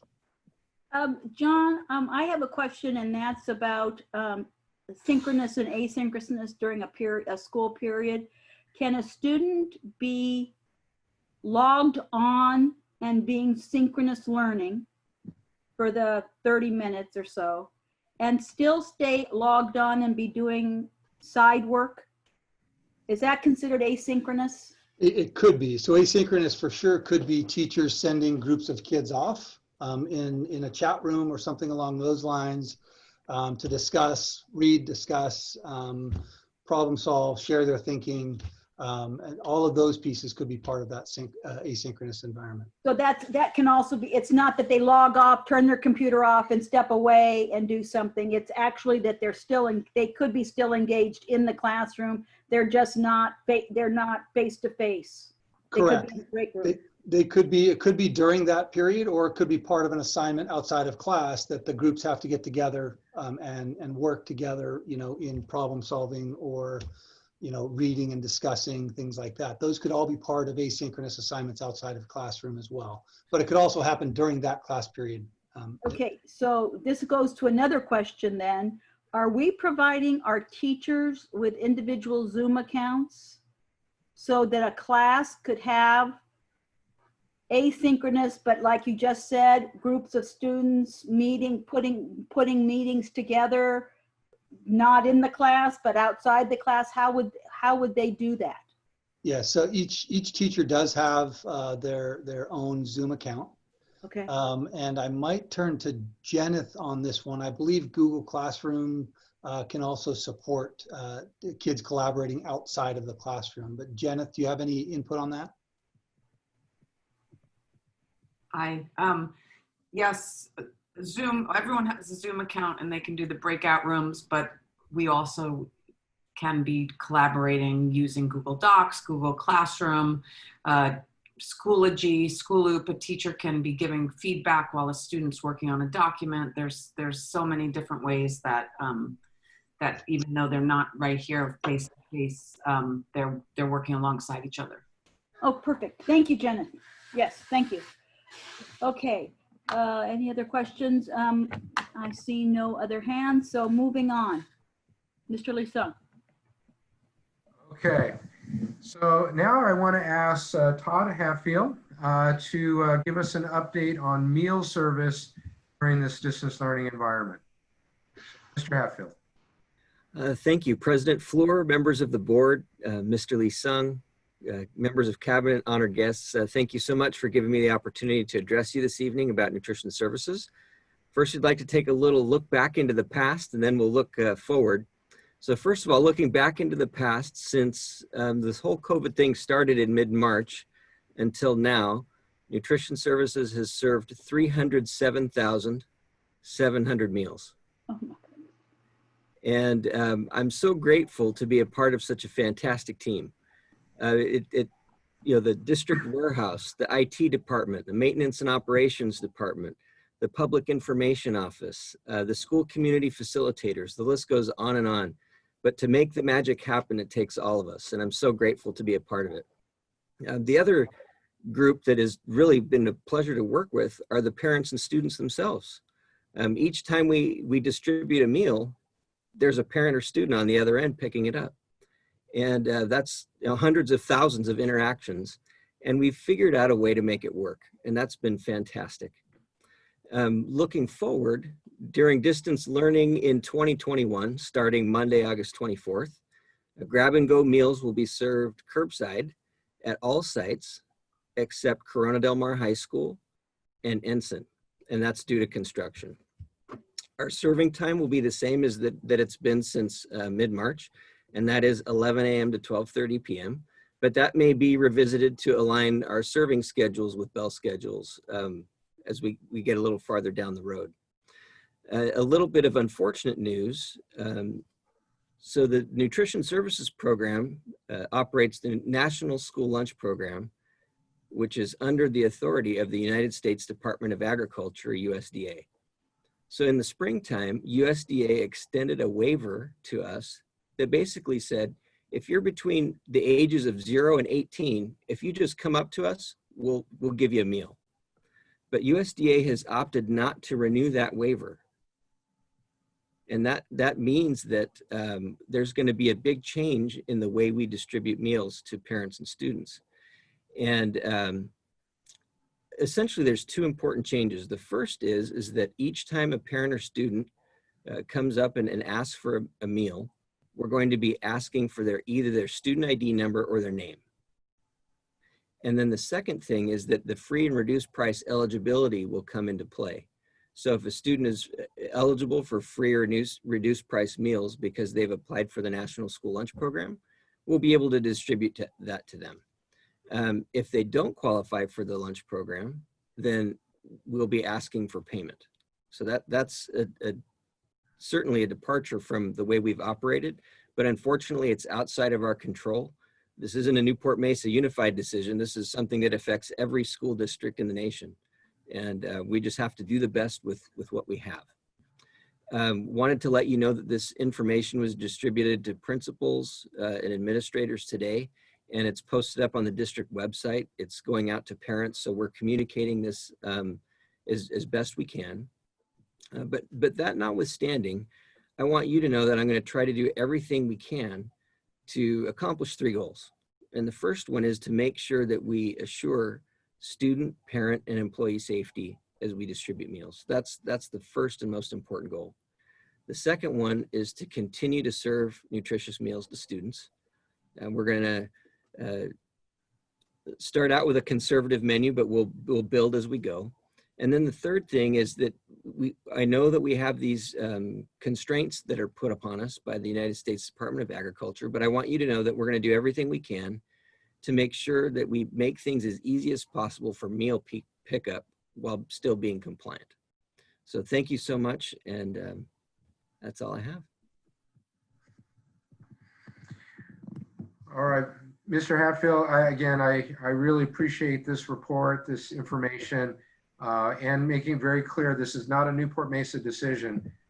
This is a federal decision that affects everybody, and I know we'll stay on top of it, and if that changes, we will be right there to provide the meals to anybody. But until then, I know that you and your team will continue doing amazing work and feeding our students. I have 2 hands up, Trustee Anderson and Trustee Bartow. Thank you. Yes, thank you so much for that update.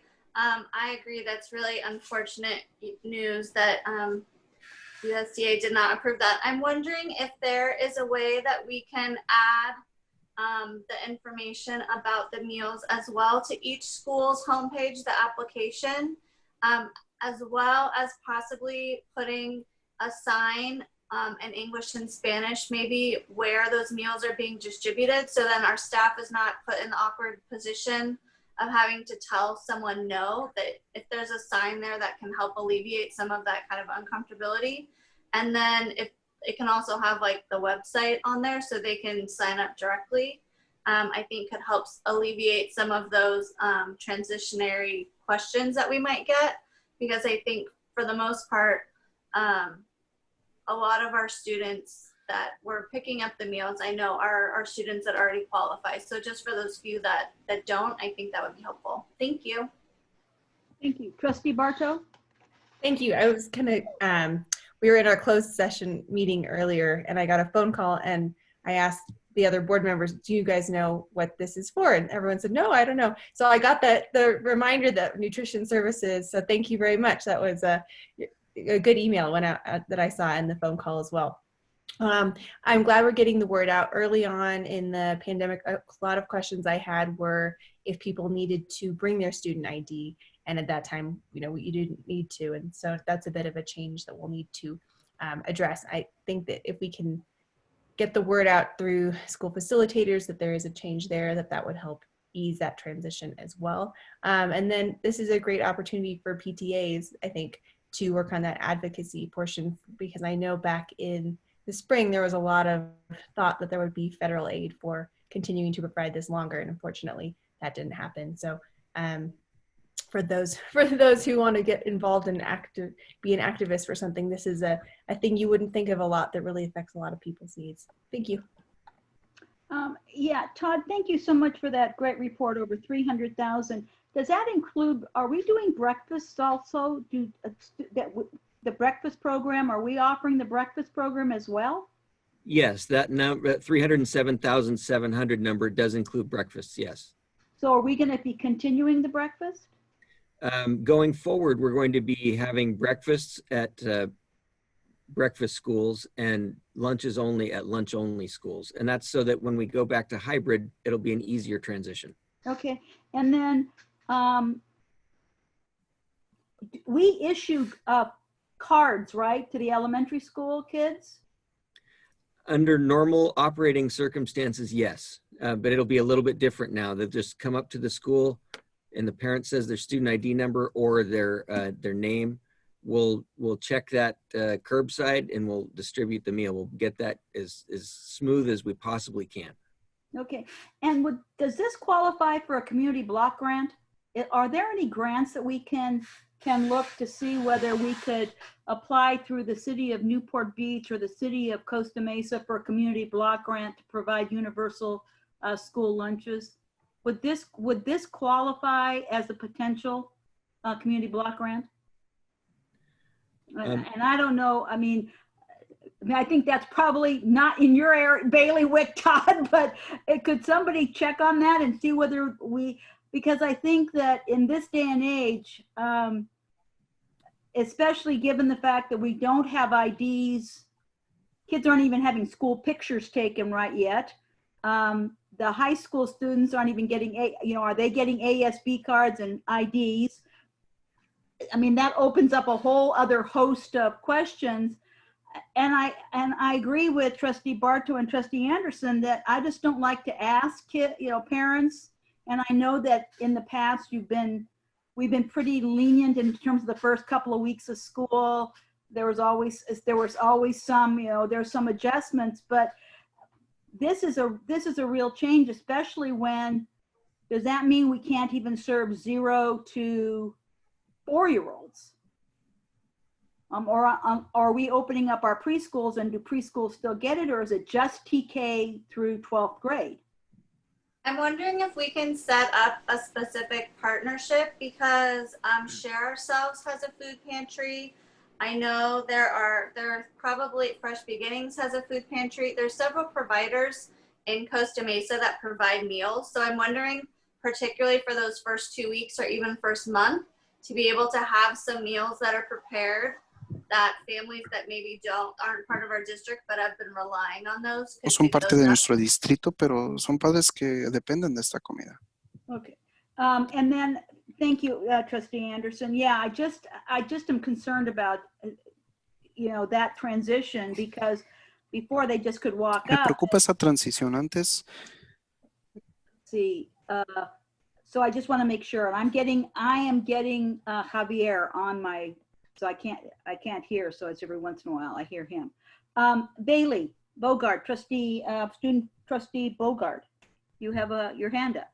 Yes, I have a quick question because I know we have how the sports is supposed to open up or at least start throughout this year. And I was wondering, because we have that plan that was sent to us about a week ago, I believe. And I was wondering if we have a sort of plan to take on what we're going to do for the arts programs like choir or drama or anything, because we don't have, I know that's a little off topic for right now, but if we have something to plan for that.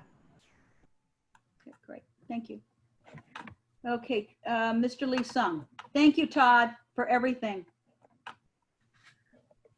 Thank you, board members, for your input, and I'll be doing some homework and sharpening the pencil and figuring out a way to make this as easy as possible on our parents. Thank you. Thank you. Okay. All right. Thank you, Mr. Hatfield.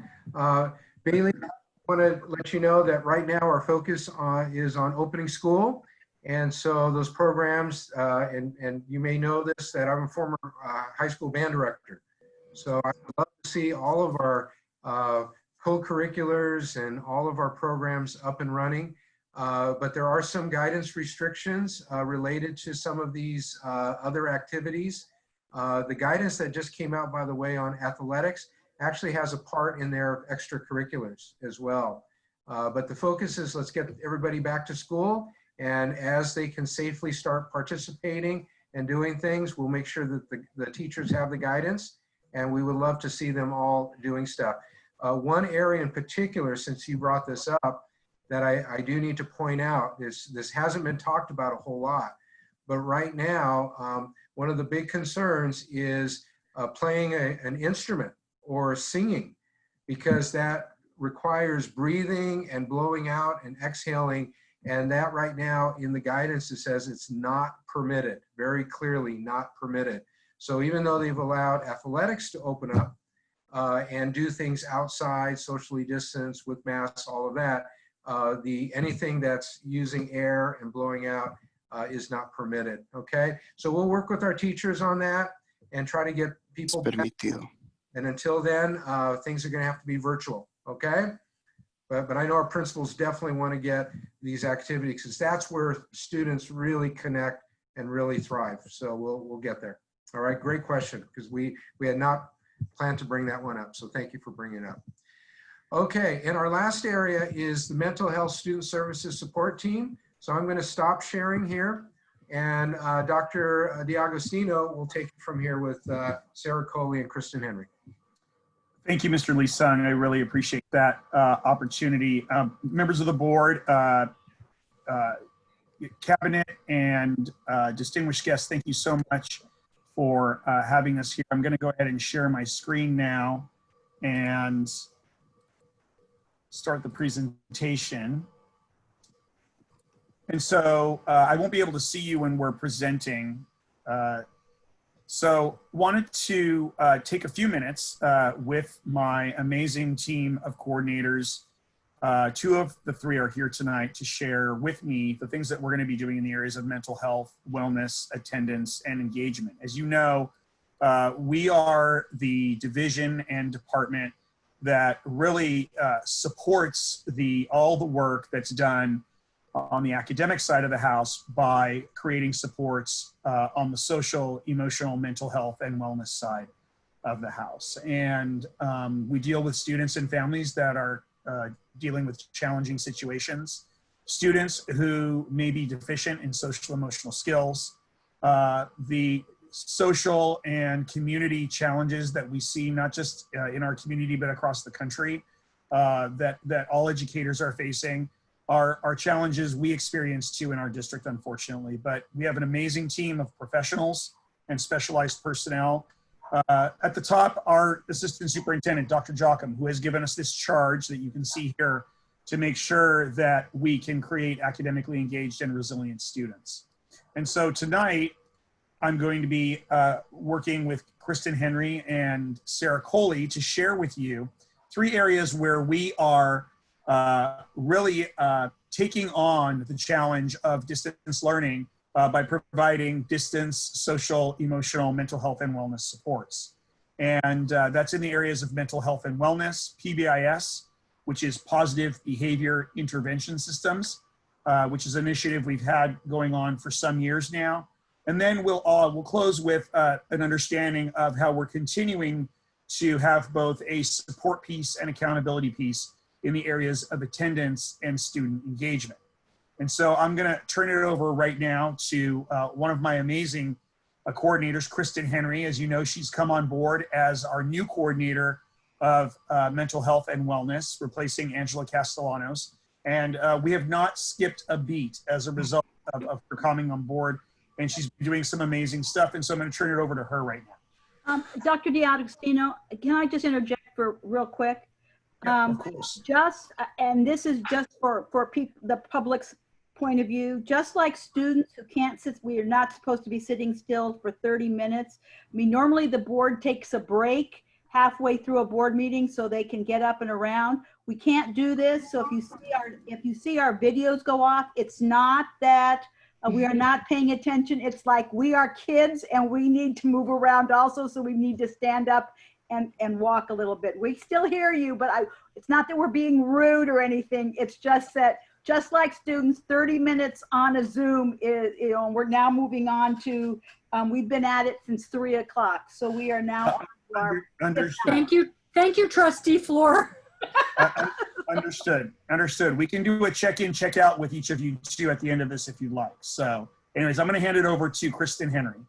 Thank you, Dr. D'Agostino, and thank you to the board for modeling such good self-care for all of us, for taking a break. And just to go back to, oh, that's okay. Sorry, Kristen, let me, for some reason, let's try that again.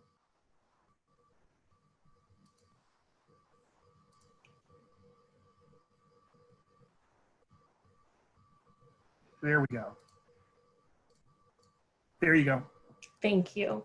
And so the first item here, actually, Mr. Drake referenced the training that's coming up on the 20th. I am absolutely thrilled to have the opportunity to train all of our teaching staff in 2 areas that are so critical right now. The first being the trauma responsive classrooms, and just talking about what that looks like, in particular through the lens of digital instruction.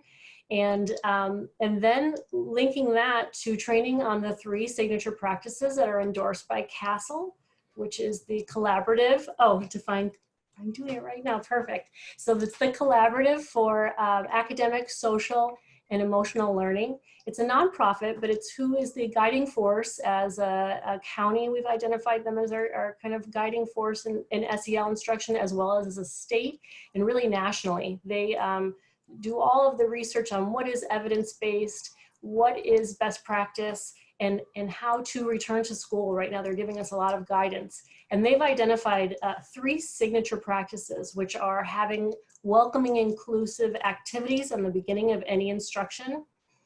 And then the second practice being engaging strategies linked through, including things like brain breaks and stretch breaks.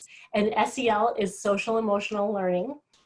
And then the third practice is ending in an optimistic closure. And so what I've done with the team of the general education behavior specialists, or JEBs, as if you will, is we have developed resources for the grade bands and really worked collaboratively with the ed tech group, and they've helped facilitate so that we can embed these resources within the distance learning toolkit. That's been such a great resource to our teachers and staff. And so we have grade bands of each of the 3 signature practices, examples for all 4 of the grade bands that have been identified, as well as welcome back to school activities. So Google Slides that are prefabricated, that if there is in fact a teacher who doesn't feel well versed in developing these supports, they're right there for them and ready to just drop into their Google Classroom and use. And they're really coming together so well. I'm so excited about that part. So those will be the trainings as well as the resources that we're cultivating and curating right now. In addition to the PD on the 20th and those resources, we're also looking at the identification of what will be our Tier 1 universal social emotional learning curriculum, and then how will we roll that out this year with those pilot schools that have identified themselves through our survey that Sarah Coley and I did, I think, on week 2 of my job, to gather information that's been really insightful to have. And then also in collaboration with the social workers who they've been working in particular at Costa Mesa High School. They were developing a wellness center and a wellness model. And through discussion, we've identified that shifting that to really a virtual wellness model would be an outstanding idea, because then it becomes accessible to not only the high school population, but really we can identify those resources specific to the zones.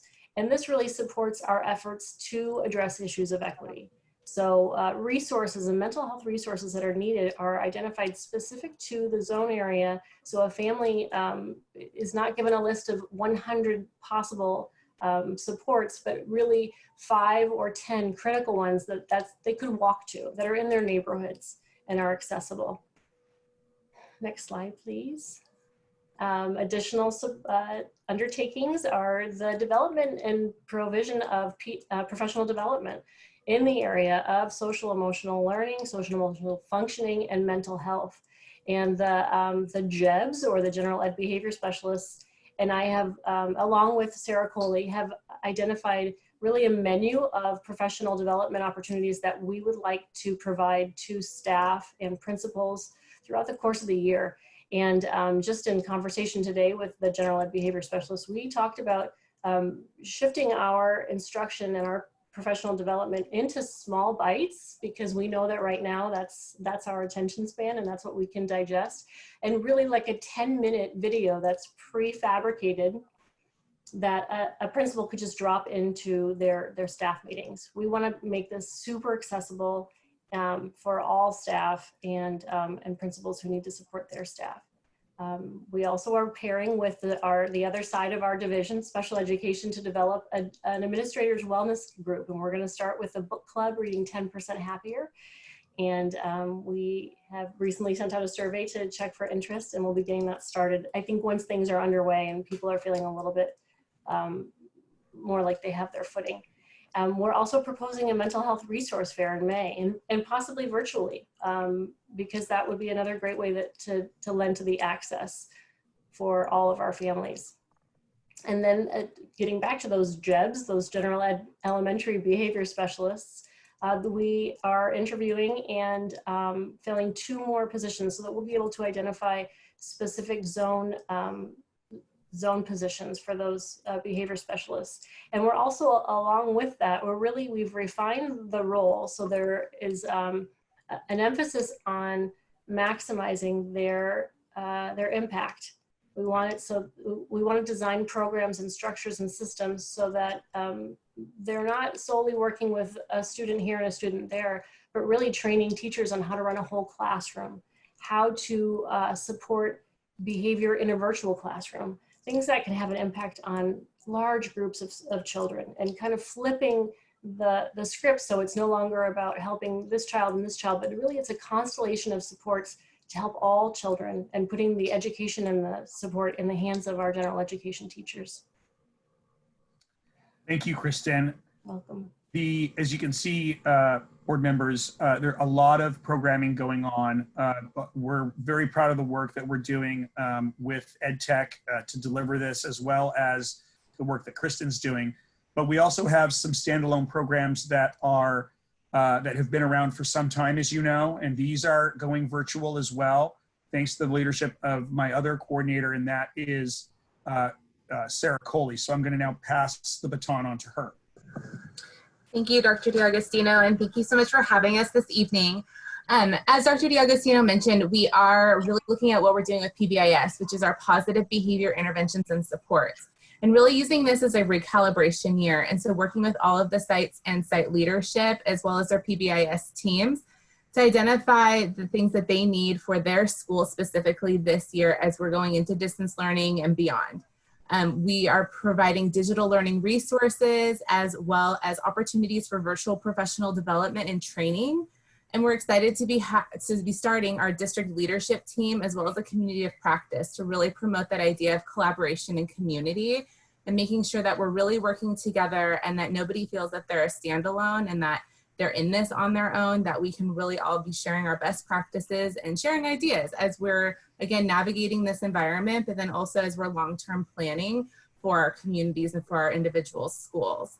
And I'm also really excited that we're continuing our OCDE and Waymakers partnership in the areas of alcohol and drug prevention and education.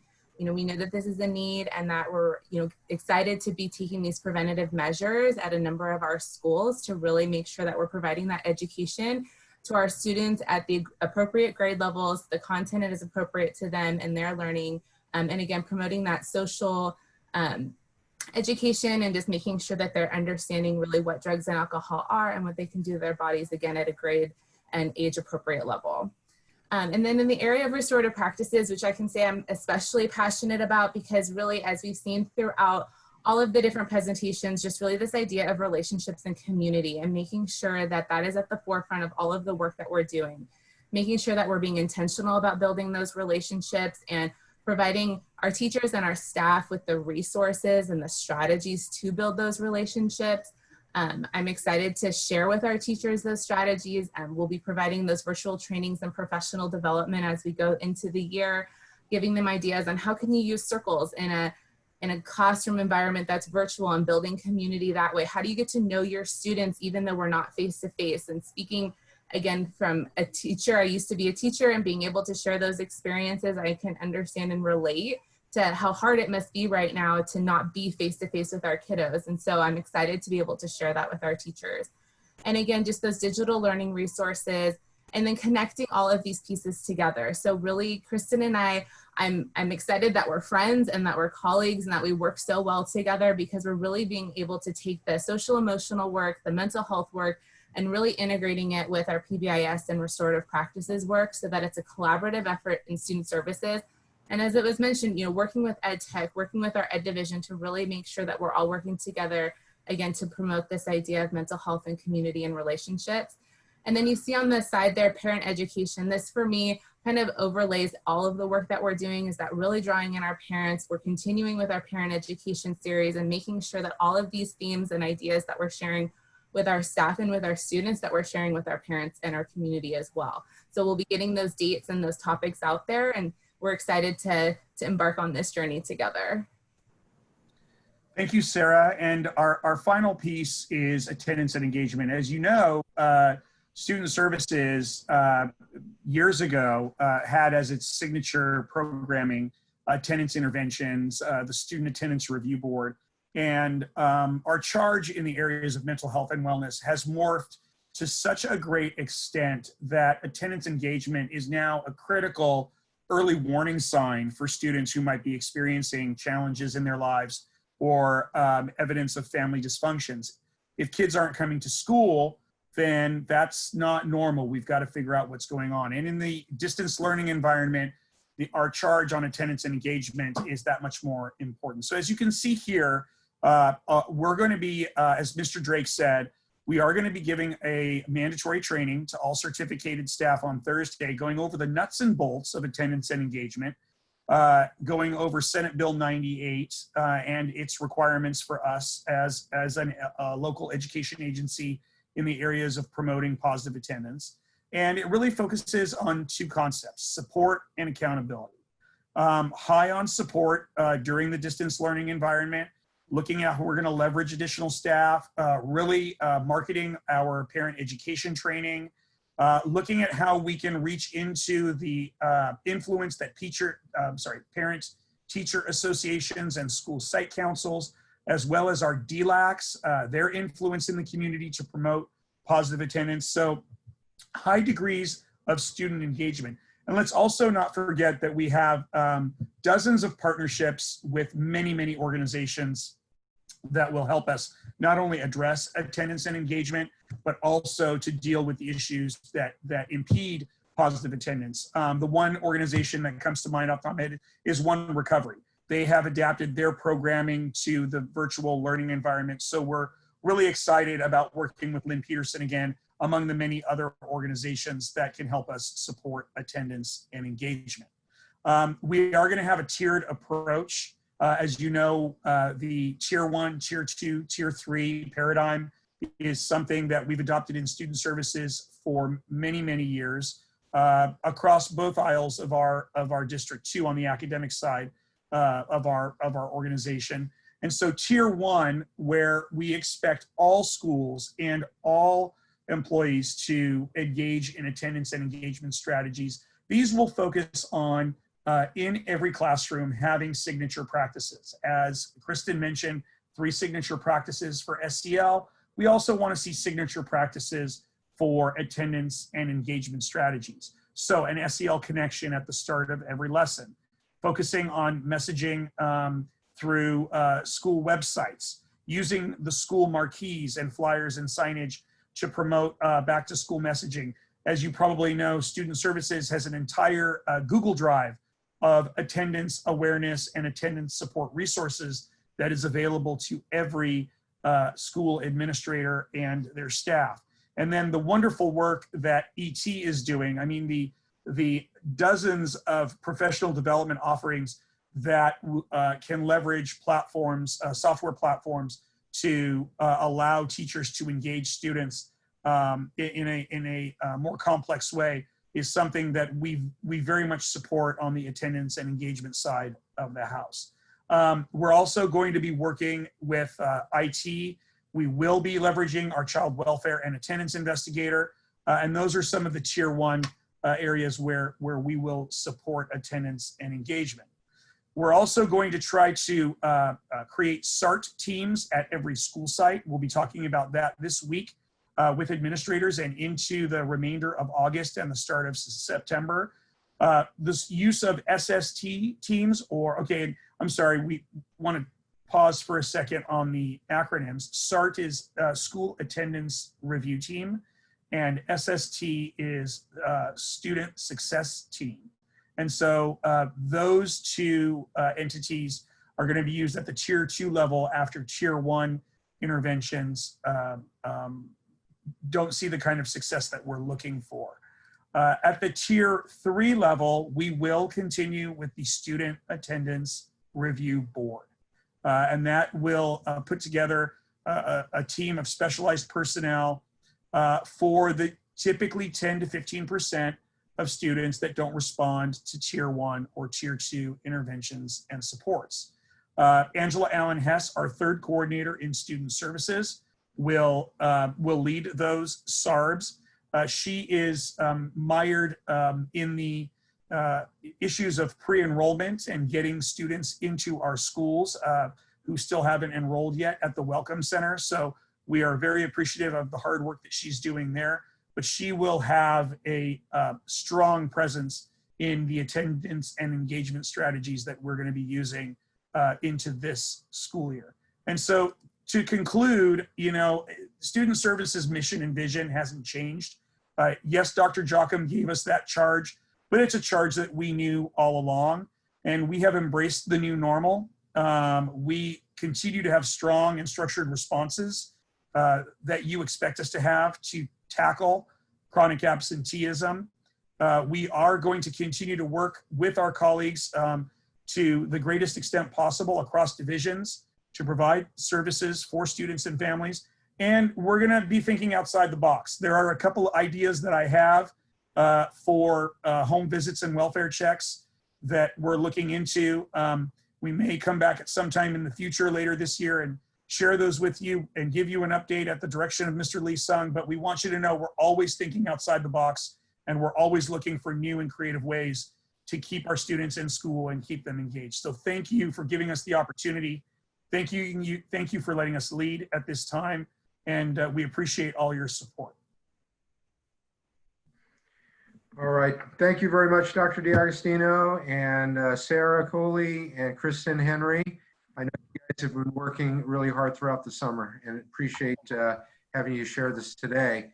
I just want to end this report and then we can answer questions. But as you can see, and what I've been trying to do these last few meetings is to bring forth various team members to share and highlight the work that they are doing to support our students and our staff this coming year, which obviously is very unique and very challenging. But here's just, I think, several more examples of individuals doing their job, doing incredible work, and really focusing on supporting our students and staff. So that concludes our report. And of course, we will entertain questions before we move on the agenda. Okay, I have Trustee Snell, Trustee Anderson, and Trustee Fleur. Okay, great report. Thank you very much. I'm assuming, I know the answer to this question, but I'm gonna, I think that the parent education series that you do are great. And I think even when we get back to normal, that having them virtually is a great idea because as you know, Dr. D'Agostino, you have much more parents are much more able to attend and listen. I think you had like 200 at one of them, if I'm not mistaken. And is that, where are you? Yeah, okay, is that correct? Yeah. So I hope we can continue to do that, even if we want to have it in person and virtually as well, do both, because it's really, everybody's so busy. It's a great way to be able to participate and get that information. So on the, this was, Kristen talked about the CASEL signature practices and trauma responsive classrooms. And I don't remember exactly what you said about what's a trauma responsive classroom. I think I know what it is, but could you explain what that means? And are teachers getting that training right away? Because we're going to have we may have a lot of issues. That's a great question. And yes, they are getting it right away. On the 20th, they're actually getting it.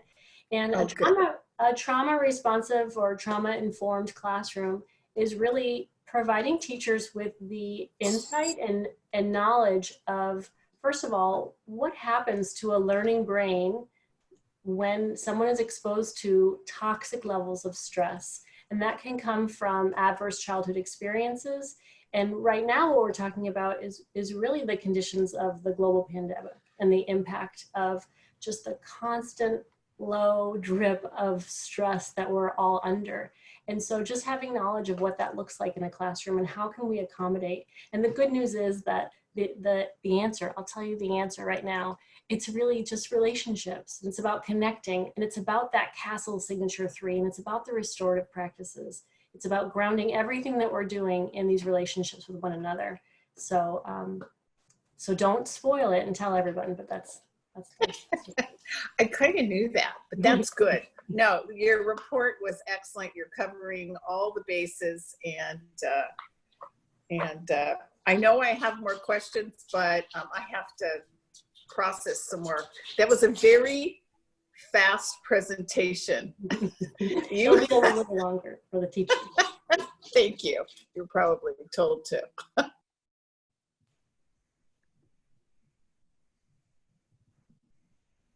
Trustee Anderson. Oh, thank you. Yeah, I'm just kind of piggybacking on that. I'm wondering if there is a way where appropriate to record some of those parent ed sessions, because I know they were so highly requested.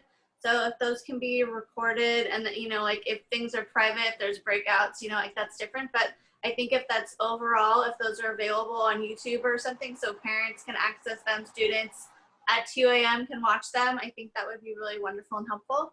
And then I just want to thank you and commend you for the focus on all of this. It's something that is near and dear to my heart.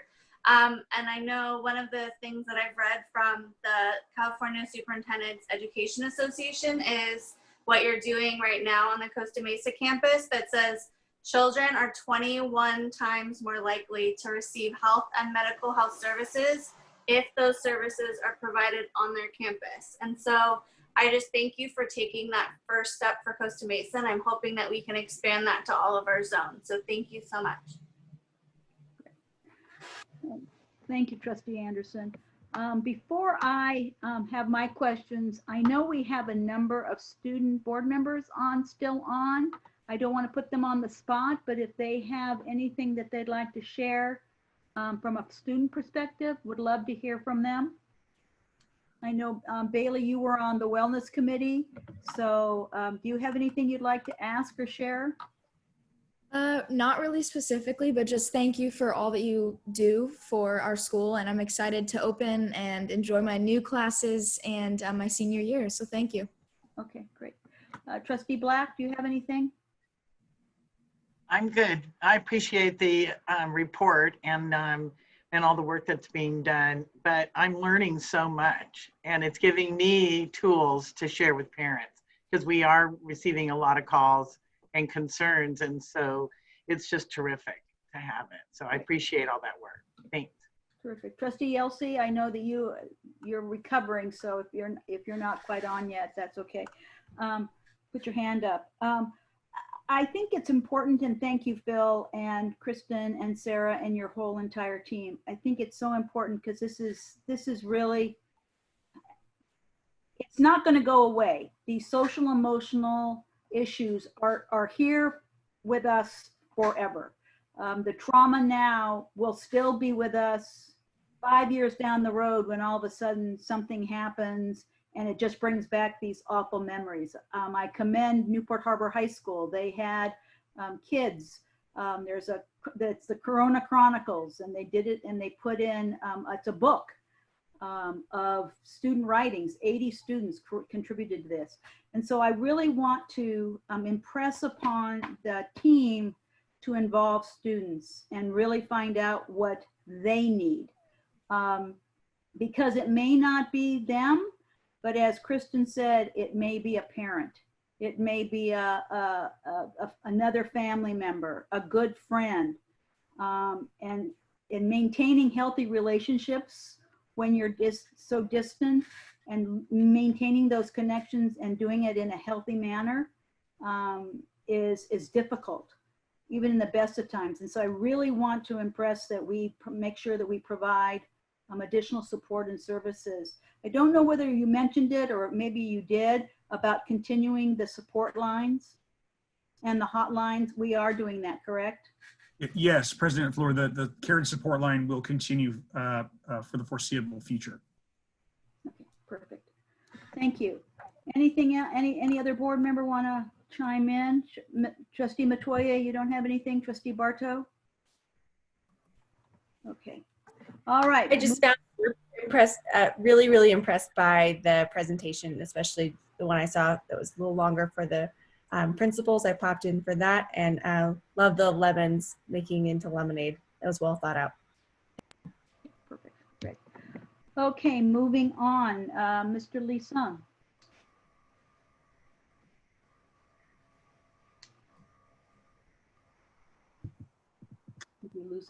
Included with the report, President Fleur. Okay, so thank you again on behalf of all of us. One thing I do hope that we will have a conversation about, there's one area that we haven't talked about, but I know it's coming, is transportation. To keep our families aware of what's going on in the transportation. We've tackled everything so far, so that would be that. Sports, can you give us an update on what's happening with sports? On the reopening? Yeah, we can do a quick report on that. I believe Dr. Baumeister might have used that as part of his informal report, but we can move it up here. Then we'll just wait then. We'll just wait for the informal report. Perfect. Okay, so we're moving on to item 14A, and we have a comment on that. So I will read that comment and then we'll move to 14A, which is discussion action. It is 14A is approve agreement for employment of Assistant Superintendent Chief Academic Officer between the Board of Education of the Newport-Mesa Unified School District and John Drake. And I have the comment, it's from Susan. Dear board members, I would like to advise against approving Mr. Drake as Assistant Superintendent Chief Academic Officer simply because he is in the acting position and appointed by the superintendent. Since you approved the superintendent position without seeking outside applicants, it would behoove you to at least consider looking outside of NMUSD for new and rich ideas in this arena. I'm sure there are other qualified candidates that would enhance NMUSD's curriculum as well as treat employees with dignity. Thank you. So we will move on to item 14A. Item 14A on the board's agenda is the approval. It is recommended that the board approve the agreement to employ Mr. John Drake in the position of Assistant Superintendent Chief Academic Officer from August 1, 2020 to June 30th, 2023 with an annual salary of $489,000, a $9,000 operational allowances, plus health and welfare benefits commensurate with all employees. The terms of the agreement are attached to the agenda. I do want to make a couple of statements, and then I will turn it over to Mr. Lee Sung. Mrs. Flor? Yes. May I make a motion to approve? Second. Okay, it's been moved by trustee Black and seconded by trustee Metoyer. I'm going to make a couple of statements. One is that John has been with us for a long time, and he has been in this position for a couple of years. It's the domino effect, because when Dr. Lee Sung moved up into handling, first it was the security position and handling all of the security and safety protocols that we've been establishing over the last 2 years, as well as serving as the interim last year during Dr. Navarro's illness, or 2 years ago. It's always the domino. We always need people to fill in that. So John has done that ably. There's no change in his salary. And the interest, it is the same salary that an assistant superintendent makes. And that's what an interim does, is that he draws the difference between his acting salary and the salary of the assistant superintendent. And this is the same salary as all of the other assistant supes we have in the district. There is no change. These are the standard contracts. They're 3-year standard contracts. There's no annuities. He gets the same health and welfare benefits as every other employee, and the same operational expenses and allowances that every other employee receives. So it's no different. There's no special treatment here. Mr. Lee Sung, I'll turn it over to you. Yes, thank you, President Flor. So I want to say I'm absolutely honored to make this recommendation for your consideration of approving this agreement with Mr. Drake. I have had the privilege to work very closely with him since I arrived in this district over 5 years ago. And I get to see this gentleman, this professional work day in and day out. And in his role in the Ed Services, as leader of Ed Services, as we all know, he was the main person driving the initiative that we undertook as a district under very, very challenging circumstances to do a district-wide adoption in both ELA and mathematics. Remember that a few years ago? And not only did he accomplish that task, which affected every single elementary classroom in the district, he did it with such vision that it wasn't just adopting materials and resources for teachers. He did it with a vision in mind, which really has set the stage for the success in this district. And I believe that work has, again, touched every single classroom and every single teacher in this and student in this district. And continue that in math all the way through, just a few months ago, to complete the adoption all the way through high school in mathematics. And he talked about the TK-12 math experience. And that's just one incredible example of the work and the leadership of Mr. Drake. I also want to say that through that work, he is building relationships and doing it in such a collaborative manner. And so it's not just what he does, but it's how he does it. And that's the part that I really fully endorse this appointment. And I know our team does as well. So we hope that you consider that, and we look forward to continuing to work with Mr. Drake in this capacity. Terrific. And I failed to mention that, we promote from within, and he is a homegrown student. He attended our schools. He is a Newport-Mesa. He's a product of Newport-Mesa schools. And I hope that he'll tell you where he went to school, because I know, but I don't think the rest of the community knows. And so that I will call the roll call. It's been moved by trustee Black, seconded by trustee Metoyer. Roll call. Do we have a space for comments? Oh, absolutely. I apologize. I didn't see your hands up. My fault. Oh, yes, there are. There they are. I'm sorry. Trustee Bartow, go ahead. Anderson. Thank you. Thanks very much. I appreciate that John's been in this role, and I have really appreciated the bridges and how I've seen that work with my elementary school kids. I don't love the term domino effect, just because I hope that we are really feeling like we are picking the best person for the job. But I do think that it's a unique time to really make all of this curriculum stick and make these ed choices. And I am excited to see what happens now that you've got some room to go and do that and innovate a little bit.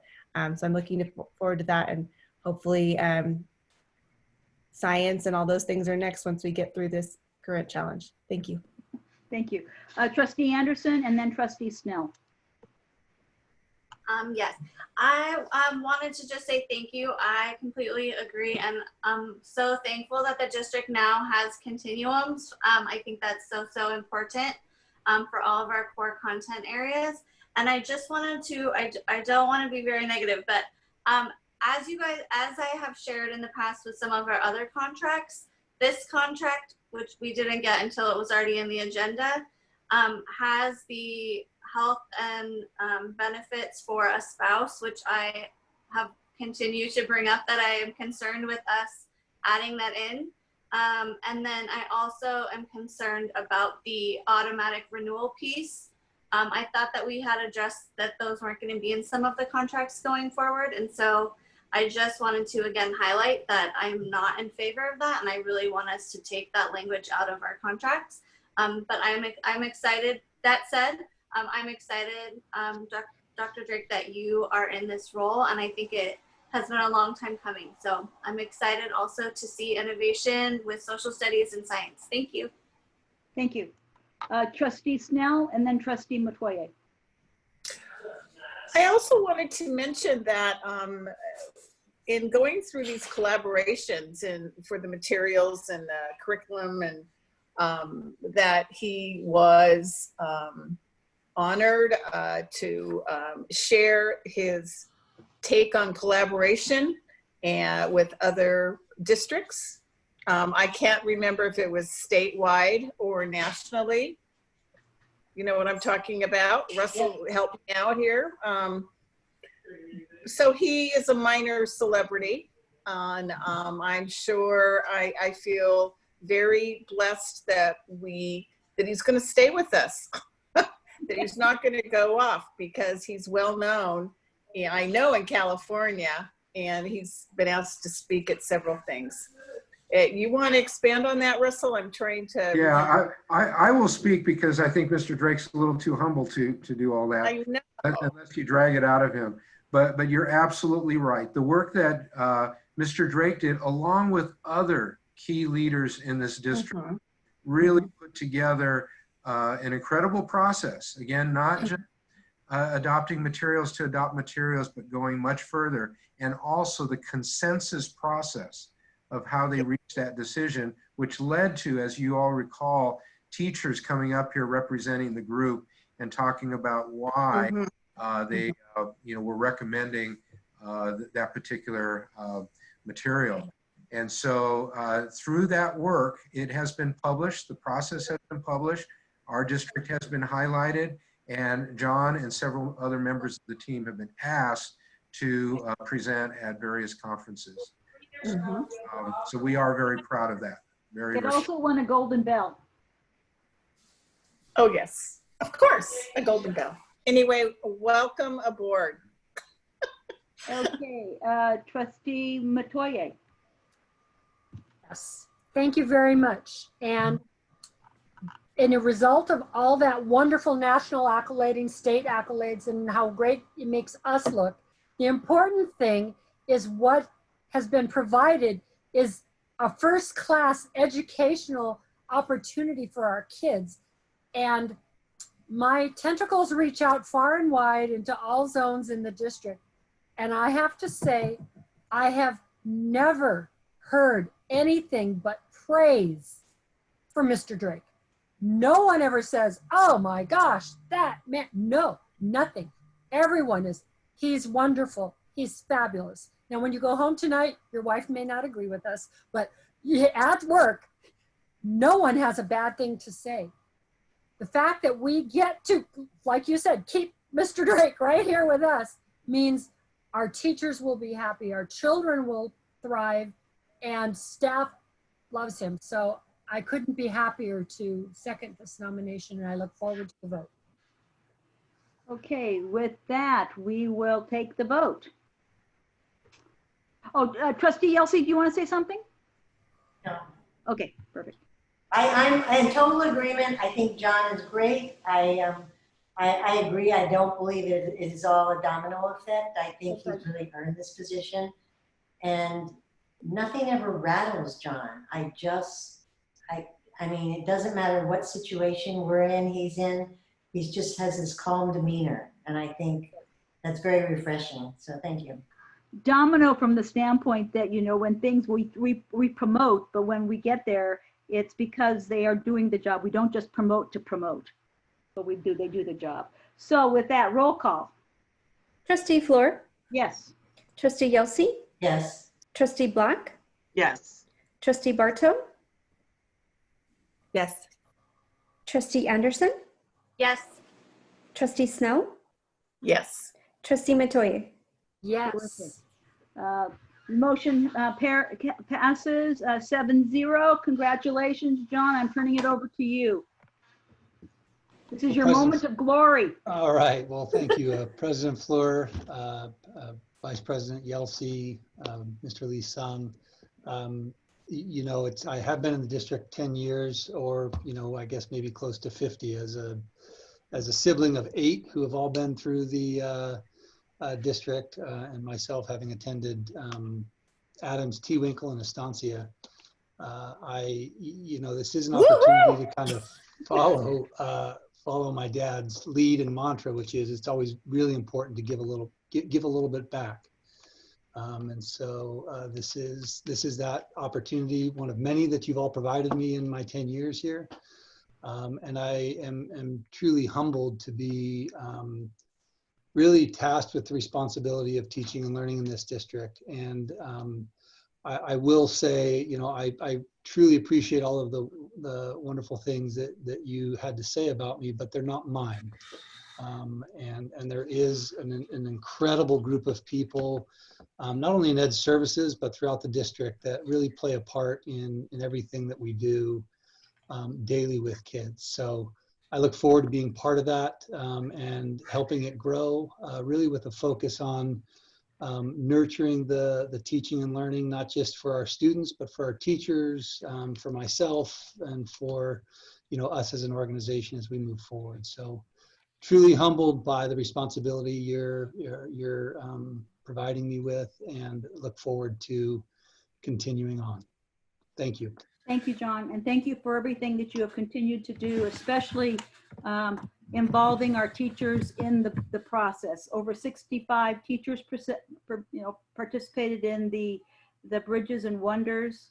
You pulled back on the adoption with the recommendation from the teachers about the math adoption at the secondary level, took the time for the year to actually pilot for another year, and you really listen, and that's what I think most of us are all, I think all of us are all so impressed with the fact that you're willing to listen to teachers, take it to heart, and provide that consensus and work with them to achieve a phenomenal result. And so, I mean, who can talk about a seamless math adoption?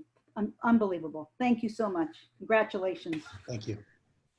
Okay, moving on to the consent calendar. We have one item of discussion on the consent calendar that wants to make a statement, and then as agreed, we will move the 2 comments from 7 on the non-consent to the same area. So Trustee Matoye, you want to read the one on 15A1, please? Something went wrong. Please try again. This comment is from Cynthia Blackwell. When will you be firing Tim Holcomb? I see there is yet another change order for the Corona Del Mar field. This project has been grossly mismanaged and has had countless change orders. Tim and Ara have mismanaged so many projects and wasted so much of our taxpayer money that I have lost count. Ara seems unwilling to listen to the public and does not present multiple options for projects. Tim is not leading our district to excellence and has caused a great erosion of public trust and community goodwill. When will you be firing Tim Holcomb? Okay. And item 17A1, Trustee Yelsey. This comment is from Lori Smith.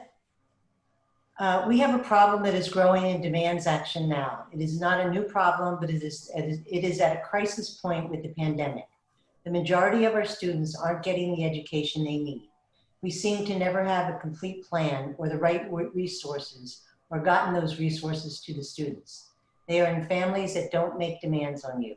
They don't have the time and energy or know-how. The majority of our students come from these families. We have a good base of community partners and now state mitigation funds and tech support. But the problem is getting things to the families and the right things. School community facilitators do this. This is the key missing link. We need to hire more of them now. I remember when we had many more facilitators than we have now. If you can't hire the additional amount, the ideal amount, could you look to other staff like school nurses to fill the gap or retrain other staff? We are in a crisis. The gap is increasing before our eyes. The key piece to getting help, and more importantly, the right help to our neediest students. Please address this critical need for more school community facilitators. Thank you. Trustee Anderson. My comment is from Charlene Ashendorf. President, Floor, and trustees. In July, I submitted an item for public comment on the Estancia High School Theater project regarding the trees. Transparency, respect, engagement, environment, and stakeholders. While my comments were read and filed, I'm still awaiting a response from the district on my concerns. Questions. Has the project been delayed or behind schedule? Who are these individuals involved, and when and how often have they met? What were the results of the environmental impact report on this property? Where can the EIR be reviewed? What process was followed regarding public hearings and notifications for families in the immediate area? There was a request by Trustee Black and Snell for color and large boards for review. Where are they displayed? Where is the update on the district website on construction projects? Estancia High School Theater documents not available. Where is the transparency of this process? Where is the respect for each other? Where is the engagement of the community? Where is the concern for the environment? Where are the stakeholders? Where do trees stand amidst the theater project? Speaking of trees, please make sure the sycamores are receiving water. Recently, comments have been made that the project is well over budget. Please advise. Finally, why is public comment on non-agenda items at the end of the meeting? Respectfully, Charlene Ashendorf. Great, thank you.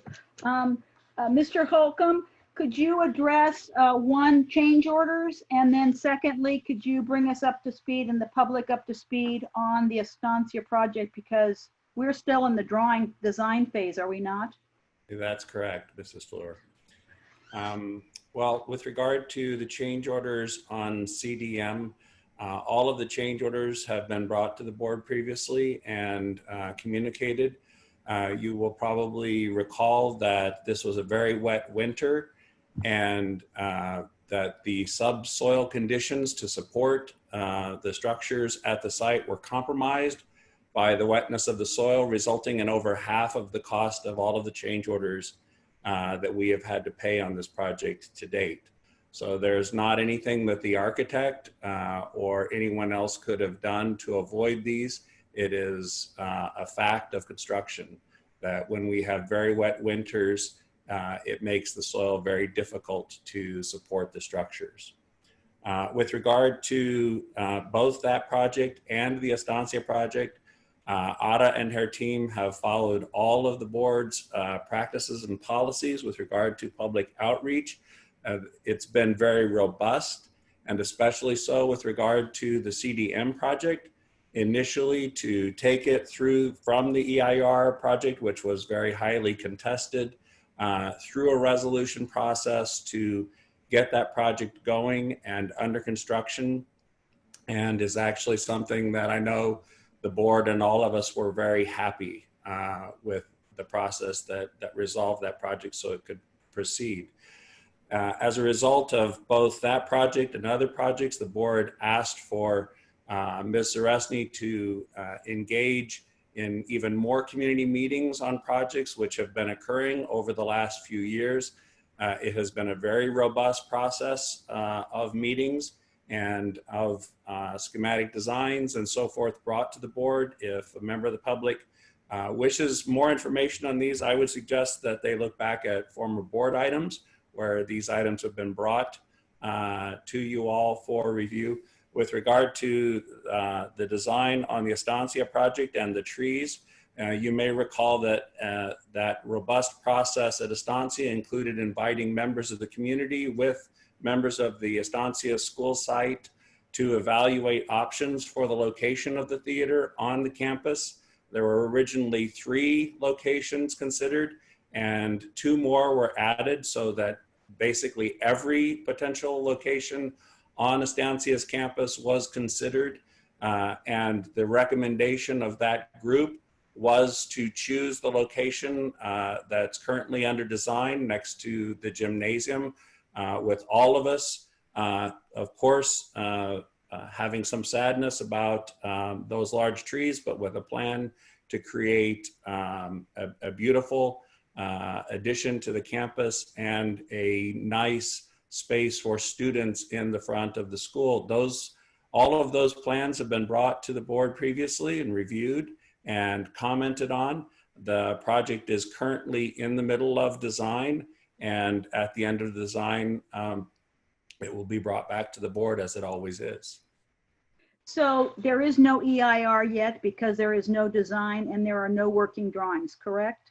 No, with regard to the environmental impact report, this project, I would have to see if Ms. Zaresny is online to help me to remember whether or not it did go through the environmental process. Again, we could look back through the old board items, but it was either a notice of an exemption that was filed for the project, but there was specific environmental documentation filed in the project previously.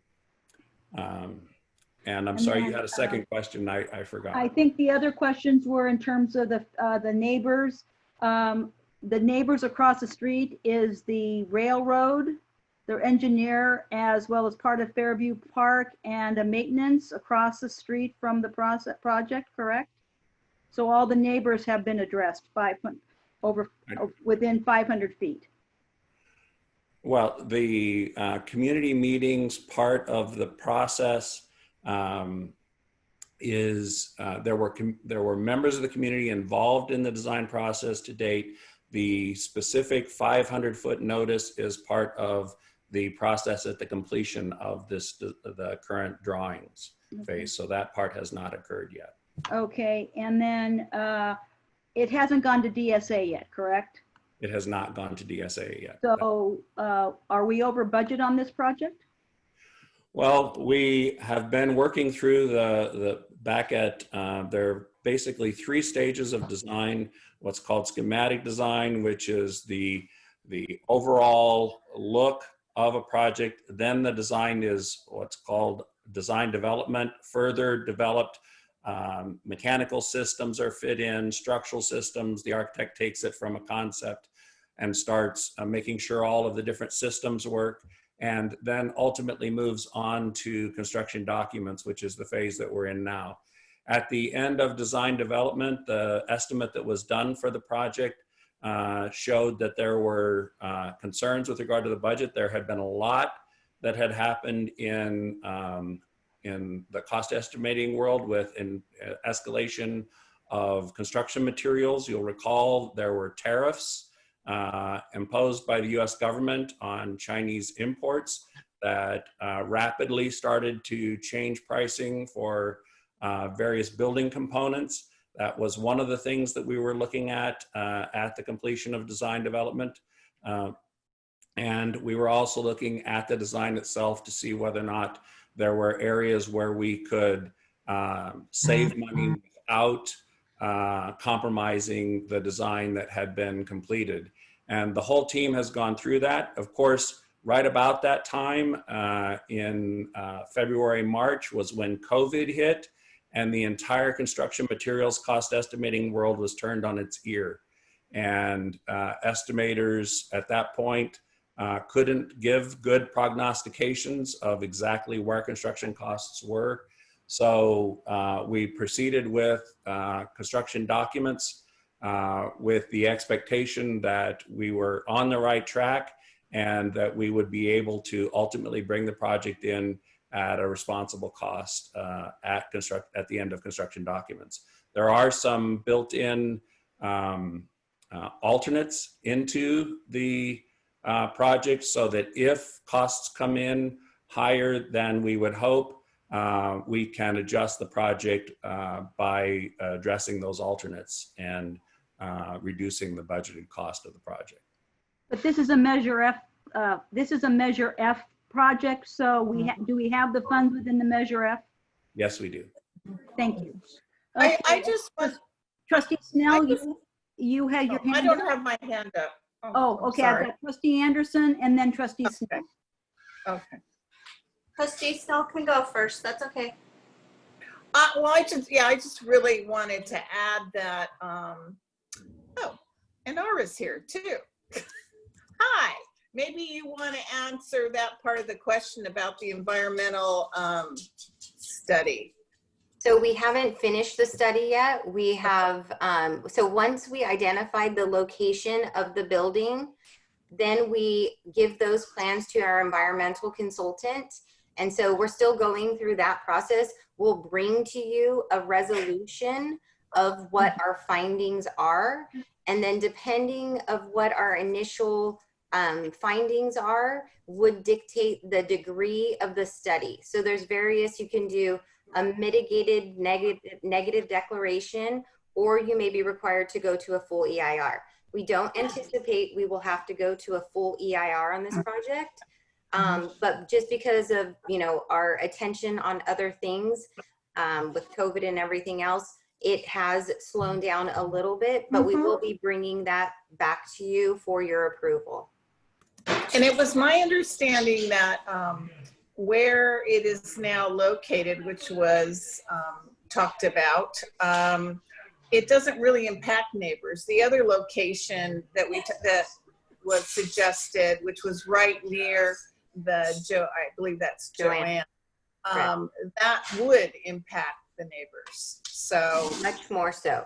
And just to remind you all, in regards to the location that we ended up choosing, one of the major objectives was to really beautify the front of Estancia and give it, you know, kind of a showcase feature. And really the theater is going to change the approach, the street approach. And so it was a huge desire of the school itself and the group, which we have a planning team that's comprised of the performing arts teachers plus community members that we've met with on a regular basis.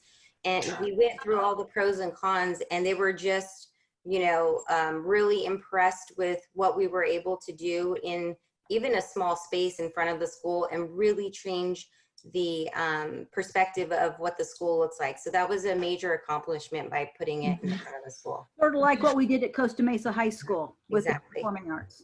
Great. Exactly. Thank you. Thank you. Trustee Anderson? Thank you. Yeah. So I just had some questions because I think when we talked about this the last time, which was in October, I remember that we had asked for more information. And so it's now been over 6 months and we haven't gotten a report or heard anything really about this. So I would like more information. I know several of us, the font was like 6-point font on the initial drawing and it was hard to read what everything was represented. And then I also just have some concerns based on the minutes that I just pulled up when Mr. Holcomb was talking from February 10th for the Citizens Oversight Committee.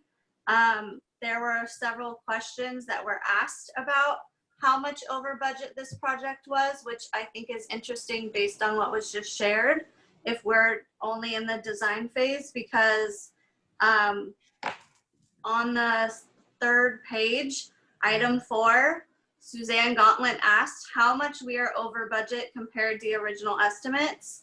And Ari replied the amount is $3 million. So and then Mr. Zuneski asked what the original budget for this project was, and it was said that it was 23 million for the total cost, but we were able to sell 28 million in total bonds. So I'm really concerned that we are already talking about being over budget and we're at the design phase. So I think we should be reeling that in before we go further. Thank you. I have just been apprised, and Mr. Lee Sung made a great point. This is a non-agenda item. So we are going beyond the scope of this. What I was trying to get at was to make sure that we could answer the questions here on that Ms. Ashendorf, which was the, and Cindy Blackwell. So I think we've exhausted those, and so let's can we have a motion to approve the consent calendar, please? So moved. I think we were gonna pull 15-6A. We were for discussion, the IB program. We talked about this. I don't see anything on that. 15 what, Mrs. 15, I'll pull it up. 15-6A, we talked about it in agenda prep and how, just to clarify, that the IB program was not canceled. I'm sorry, I don't even see it. Okay, yes. Sorry, 15B6. Okay. Point of order. Can we please get a report on the Estancia Theater project? Can we please, as board members, get that? Thank you. Yes, we will. You don't get to ask individually. Perfect. Okay. So, Mr. Lee Sung, were you gonna clarify 16, the IB program? 15B6? 15B6, I will defer to the Ed Division on that item if we want to give a little bit of background. This is the renewal purchase of Manage Back. Yeah, Manage Back is the, it's kind of a system that helps track and manage kids' progress through the IB program. It's a renewal. They've been using it for several years to support kids' progress through that and so that they know what they need to complete and so forth throughout the IB program. Okay. I think the question was really about canceling IB. Yeah, exactly. So I just want to make sure that we get that out. Thank you. So I will take this opportunity to make sure that it's very clear that our IB program at Newport Harbor High School is being supported and will continue, and students in the program will continue to work towards their diploma. So I know we were asked a few questions about whether that was not happening, and I just want to dispel any of those rumors that that's not in place. The only thing that Principal Bolton did share with me that IB in the whole world, IB made some changes to their testing protocols, knowing that we are in the midst of this pandemic. So the testing will look a little bit different, but students will still get their assessments from their sites and their teachers, and found a way to make sure that they can assess the students to earn the diploma or the certificate as part of that program. Okay, so that's the part. So thank you for reminding me. I got that. And thank you, Trustee Barto. Okay, so we're moving on. May I have a motion to approve motion for a consent calendar? And I gave you one already. I move that we approve the consent calendar, and thank you, Mrs. Barto, for reminding me about the IB. Trustee Barto seconds. Okay, so it's been moved by Trustee Metoyer and seconded by Trustee Barto. Roll call. Trustee Floor? Yes. Trustee Yelsey? Oh, she gave us a note. Absent. Trustee Black? Yes. Trustee Barto? Yes. Trustee Anderson? Yes. Trustee Snell? Yes. Trustee Metoyer? Yes. Okay, moving on to item 16, resolution consent calendar. All items on the resolution consent calendar are enacted in one motion, unless a board member requests that they are done separately. So I have 16A, adopt resolution 040820, finding the Corona Del Mar School Softball Scoreboard Project exempt from the California Environmental Quality Act and approving the filing and recordation of a notice of an exemption. And I have a question about that one before we vote. Sure. And 16B, adopt resolution 050820 regarding reduction of hours and layoff of classified employees. Okay, so can I have a motion and a second, and then we'll take your question. I move that we adopt both resolutions. Okay, Trustee Metoyer, is there a second? Second. Trustee Black, okay. Ms. Metoyer? I just wanted to clarify, in lieu of Mrs. Yelsey being here, the softball scoreboard, not the named football scoreboard that she was concerned about. That's correct. Yeah, may I have some clarification on that, please? Yeah, correct. This is the softball scoreboard, not the football scoreboard. Thank you very much. Okay. Okay, so so it's been moved by Trustee Metoyer and seconded by Trustee Black. Roll call, please. Trustee Floor? Yes. Trustee Yelsey? Absent. Absent. Trustee Black? Yes. Trustee Barto? Yes. Trustee Anderson? Yes. Trustee Snell? Yes. Trustee Metoyer? Yes. Okay, moving on to item 18A, informal reports. Mr. Lee Sung. Okay, I think I've had my share of airtime tonight. Never. I refer my informal reports to my colleagues.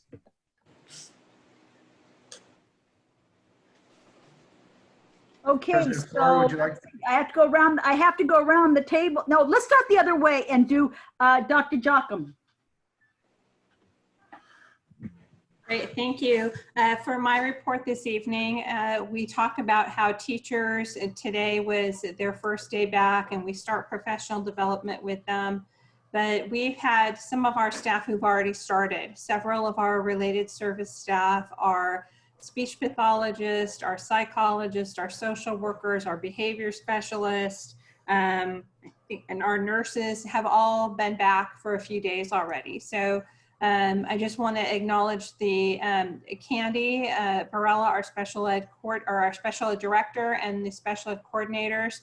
They put together some really great professional development to prepare these folks to do the difficult work of providing related services in a distance learning format. So just excited to get that training started, have heard good feedback on it, and getting ready for the year. Thank you. Okay, great. So then it's Assistant Superintendent John Drake. Thank you, President Flour. What I want to do is, number one, obviously, thank you for, again, the confidence in, moving teaching and learning forward in the district. And in that vein, every morning I get to meet with Jenith Mishny and Mike Shaka, just to updates, what can we support in relation to really doing something that normally takes the better part of a year, but doing it in about 6 weeks. The incredible work that Mike is putting into, opening this, the cloud campus with the support of Jenith and several people is really incredible. In the same sense, there will for sure be some growing pains through this as well. We have the right person in place in Mike, who's an exceptional communicator, honest, high integrity, to really move this cloud campus forward and provide a pretty incredible experience for kids, not just this year, but for years to come. So I just wanted to kind of update everybody with that we're in good hands there, and with the support of Jenith and her team, bringing people along. Looking forward to watching that cloud campus grow. Can you tell us the enrollment now that it's sort of settled down a little bit? I don't have it off the top of my head. I think it's around, Russell, do you have that? Is it about 1,700? Yeah, I have that number. 1 second, I wrote it down. 1,791. Cool. And how many are secondary and elementary? Do we have that number? Elementary is 1,027, and secondary, that's middle and high, is 769. Holy moly. Okay. That is our largest elementary school. Just to give it in perspective, when my kids were at Kaiser Elementary School, we had 1,000 students and 4 lunch periods at Kaiser Elementary School back in 1988 through 91. Yeah, big time. Okay. All right. Is that it, Super Assistant Soup? Yes, thank you. Okay. So moving around, Dr. Bauermeister. So I have your update in athletics, and I just wanted to go back in time a little bit and remind you that back about early July, we were getting ready to open up athletics, and there was really a lot of work behind the scenes. Leona Olson, Mary Graska really jumped in and helped as far as keeping our employees safe and our kids safe and screening them, and really came up with an extensive and thorough document. Our athletic directors and coaches were awesome. They went through all of the training and agreed to all of the stipulations that we asked of them. And then, as you know, the weekend before we were to open, the state kind of pulled the plug on it. So we got some new directions from the California Department of Public Health on August 3rd. And so yesterday, August 10th, we were able to open up athletics with a few more restrictions than we had before. We cannot have any indoor athletics. Everything must be outdoor. And we also have to have what are called stable cohorts of no more than 10 kids. So the 10 kids that start together on Monday have to continue on through. They can't mix with other kids. And the idea is if somebody comes down with COVID, then you know that 10 kids. have to go with another 9 kids instead of it affecting the whole team and the whole program. So we opened up yesterday. And it was actually a small opening. A majority of the teams have decided to wait until we start school on Monday, since there's only a week left, and I think some kids and coaches were still on vacation. But at Coronado Mar, 2 teams started. Newport Harbor, 3 teams started. Costa Mesa, 4 teams started. And Estancia, 8 teams started.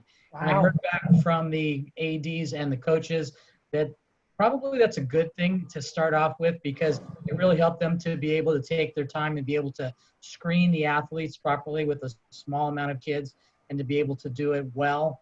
And so there are a lot of happy coaches, a lot of happy kids. I've got a lot of emails. I've got a lot of phone calls and texts that wanted me to tell you and Superintendent Lee Sung that they are very happy. Kids are happy. They're back out there. And again, I got to tell you, our athletic directors and coaches have been great at adhering to all of these guidelines that we've asked them to adhere to. So started off very small. I guess my question is, this has got to be, because it has to be a stable, this could be a scheduling nightmare. Do we know what sports this is? And I mean, and the practices are not going to be long practices, because if you have a team of 40 or 50 or 70, that could be 3.5 hours just to get through a team. Yes. So most of the football teams didn't open because for that reason, because you only can bring in 10 at a time. You have to stagger it. Those 10 have to leave before the next 10 come in. And so the other thing, it's basically just conditioning right now. They really can't practice. But again, to get the coaches and kids together to start building those relationships and just to get them out of the house and get them running around, I think everybody was thrilled to be out on the field. But it's basically, football teams are basically just lifting and maybe doing conditioning. The same thing with the other sports. It's really just conditioning. They aren't really practicing at this point. They have to wear masks. They have to be 6 feet apart and social distance. So it's hard to practice. So it's basically our swim teams, tennis.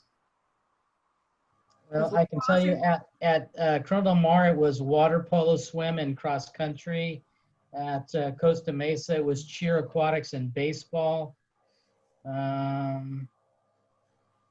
Newport Harbor was cheer, baseball, polo, and cross country, and then a number of sports at Estancia. Okay, good for them. And then so we're still waiting for the community groups. We're waiting until these are scheduled. So Lance was putting together the terms and conditions, and he was going to get it out to our user groups, and then they will put in their use facilities through the city, but they have to follow our policies if they're on our facilities. And so Lance is working with those community groups on that. The aquatics may open as early as next Monday, and then the others probably shortly after. Okay. But they're excited as well. Thank you. Trustee Anderson, do you have your hand up? That was from earlier. I just took it down. Thank you for asking. Oh, sorry. I just noticed it. Okay. Moving on. Let's see. We got Dr. Scher. Yes, thank you.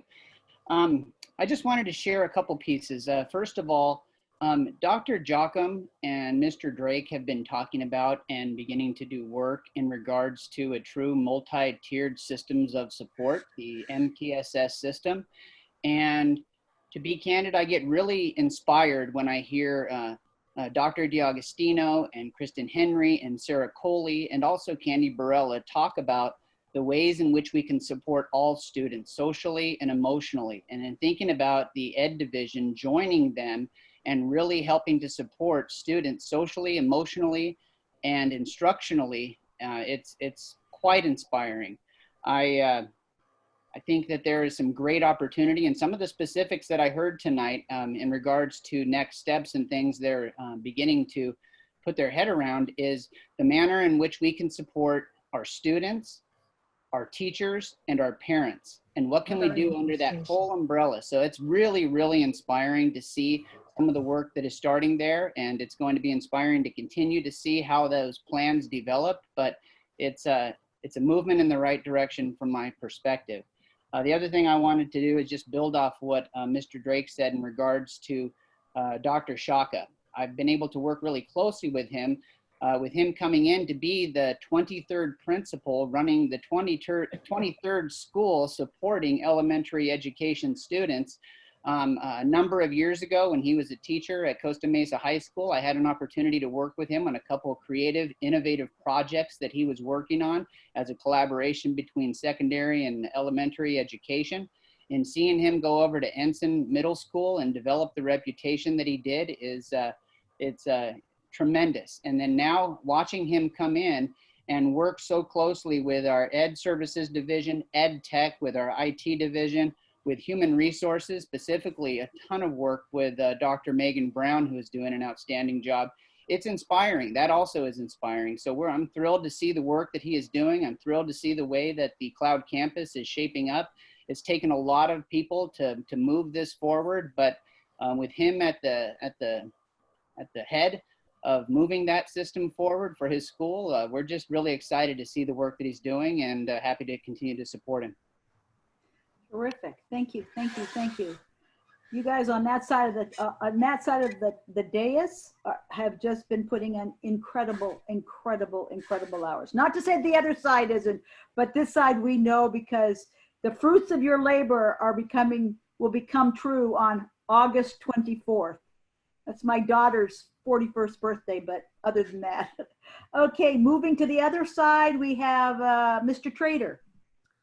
Good evening. We're preparing to blast off into the mysterious world of numbers, preparing the unaudited actuals for the year 1920, and we will bring that to you for your approval at the next meeting.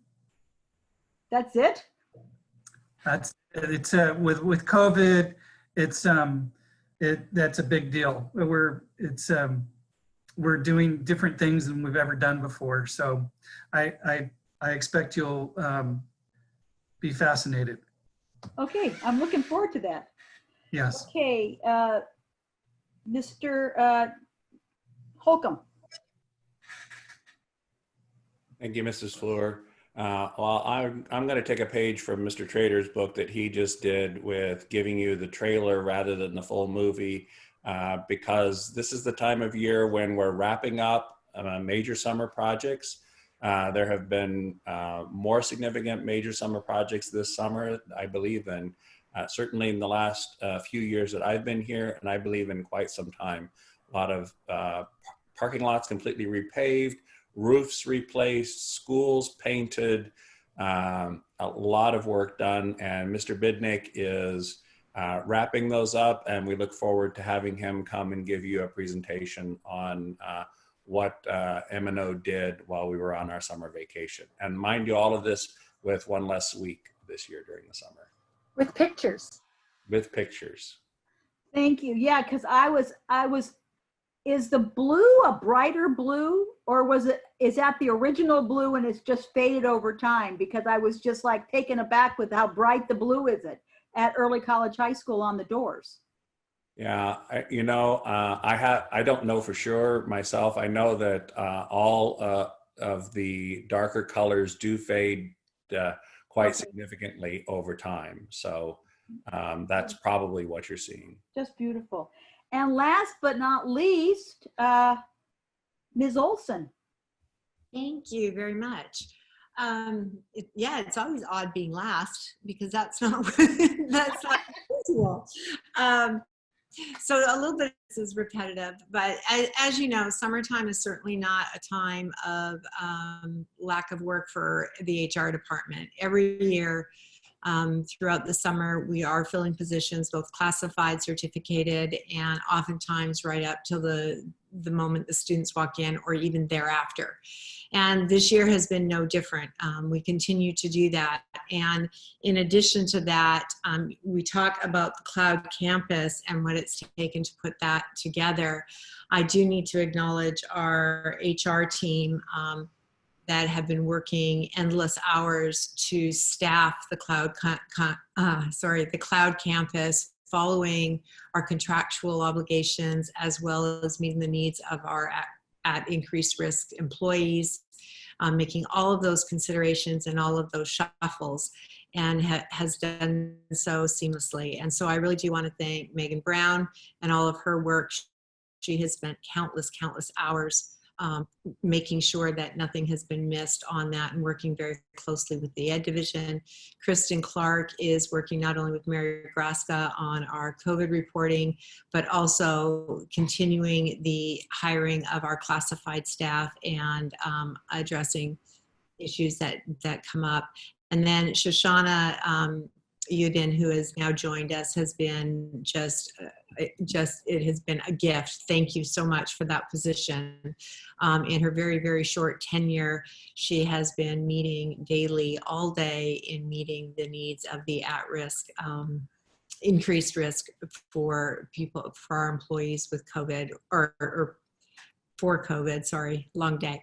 And so she has been just spending an enormous amount of time as well, making sure the needs of our employees are met and that we think about all of the ways that we can help them during this time. And so I really do want to thank our team. Our HR techs are just cranking it out, and they're just a fantastic team. So thank you very much. Thank you. Thank you so much. Okay. And Mrs. Floor?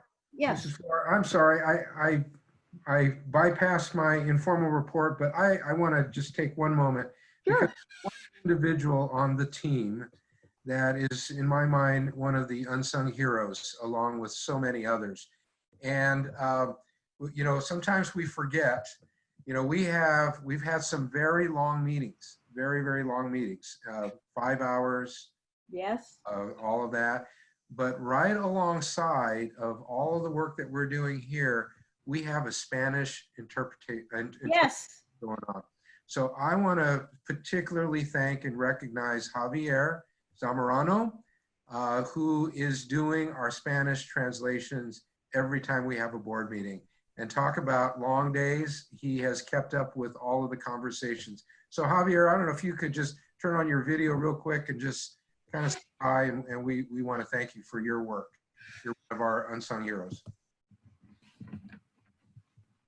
Where are you? Okay, Javier, where are you? He's shy. Okay. Well, you're getting a lot of thumbs up and applause, Javier. Thank you for your work. Yes, thank you, Javier. We couldn't do it without you and your team, because you're at every meeting that we need you at. So just And he does our written translations as well, sometimes under very short turnaround deadlines. Amazing employee. Exactly. Thank you. And there's also another, and that's Bob in the control booth back there who sticks around and is doing all of that. But Javier, you're just amazing. Okay, moving on to board member reports. Are there any reports? I just want to say that Javier, did you read the chat? Yeah, Javier, he couldn't make an appearance because he's translating. And I have no report. Okay, and then we have board. Does anybody else have anything they want to add, or a board? You know, Mrs. Floor, I would like the public to know that we, and you know, Leona Olsen can correct me, but I heard today, and it just stunned me, that we had over 800 applications for teaching positions for people that wanted to join the Newport-Mesa family. So, I mean, I think that's pretty amazing. Yes, absolutely. But did I get that right? That was perfect. Yes. For elementary positions. Yes. For elementary. Yeah. So Elementary. That's pretty amazing. Oh my goodness. And I just have a quick report. Okay. Number one, as board members, we've been trying our best to stay out of the way so that the district staff can get school open. So that's one of the reasons none of us have long reports. But I also wanted to report that Class Act, God, Love That Pacific Symphony, is still going to be present in our school district. And they are trying to adapt their program to make it accommodate both distance learning and all the hybrid models throughout the county. And we have meetings starting on that this week. So our children shouldn't suffer at all. That was it. Thank you. Trustee Anderson? Thank you. Last night I was able to be a part of the new version of the LCAP, the Learning Continuity and Attendance Plan meeting. And one of the things, I was in the DWAC group, and one of the things that I heard over and over again was parents still had a lot of questions. And so I'm really looking forward to videos and some texts and making sure that parents know exactly what to expect for the first day of school.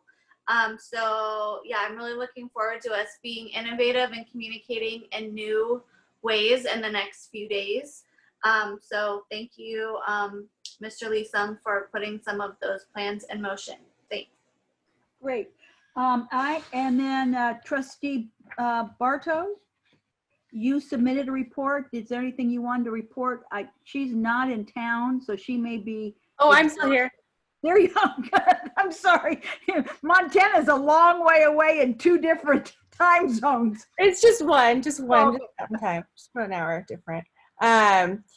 So I sent over the ledge report just for people to view, but since there's a couple, I think there's a couple student board members. Yeah, a couple student board members. We have been talking a lot about SB 98, and I wanted to talk about what a trailer bill is, and it's a bill that kind of gets pushed through at the end of a session that allows, you know, they tack it onto something else. And SB 98 is where all of our COVID information, the minutes, the funding kind of comes from. So when we keep referring back to that, I've been working my way through that slowly. It's a really long document, but it's good because there's a lot of hidden stuff in there that can help us understand, and you can just read it on Bill Tracker. That's the way I've been reading it. Additionally, they have been working on additional, I think the bill got killed, but the Patrick O'Donnell, the representative, was working on a bill to add additional help for liability for COVID, and I think that one didn't get read, but people are working on getting creative, and there's a lot of stuff going through, and they're in recess for now, I believe, although they'll probably come back in session in November, which they don't typically do, but they will likely do this year. That's all. Thank you. And then I have a couple of things on Coastline ROP. One is as you know, Coastline ROP has adopted a different funding model. And as a result, they have worked with our district, and I want you to let you know, the funding model is that every course in the ROP is funded at the same amount. And that amount is $28,827 per section. Also I will give you some numbers because they are unbelievable. And, but we have turned back over to the district because the district, the school district, NMUSD, Coastline has relinquished our boardroom. It's actually it's the kindergarten area and 2 portables in the back, or 2 buildings in the back. So they've taken half of our process and have revamped the lease. And so those are going back to the district to provide some additional office space and meeting space for the district. And they're very appreciative of that. To give you an idea, we are offering in the fall 47.6 sections of classes. That is the largest amount, almost double.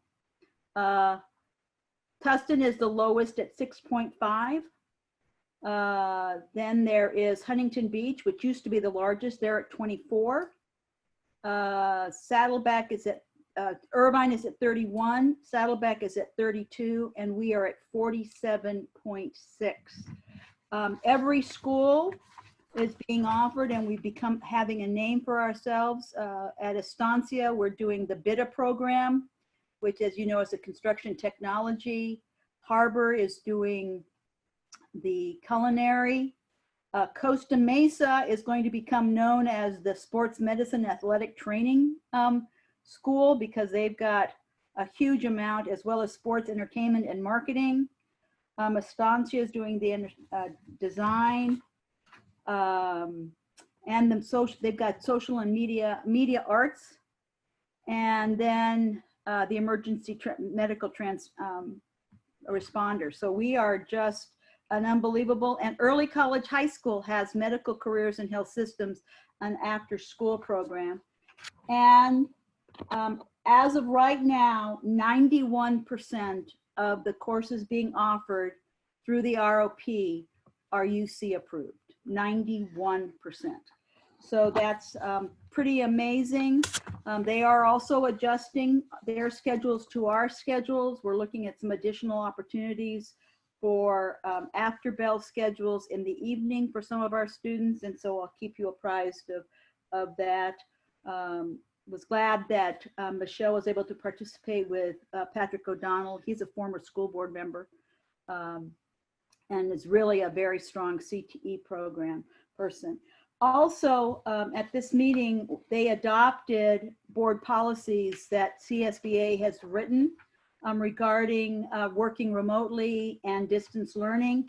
And so I am going to activate pretty quickly the policy committee of Metoyer, Snell, and Fleur to work on a couple of the board policies relative to, there needs to be some cleanup surrounding the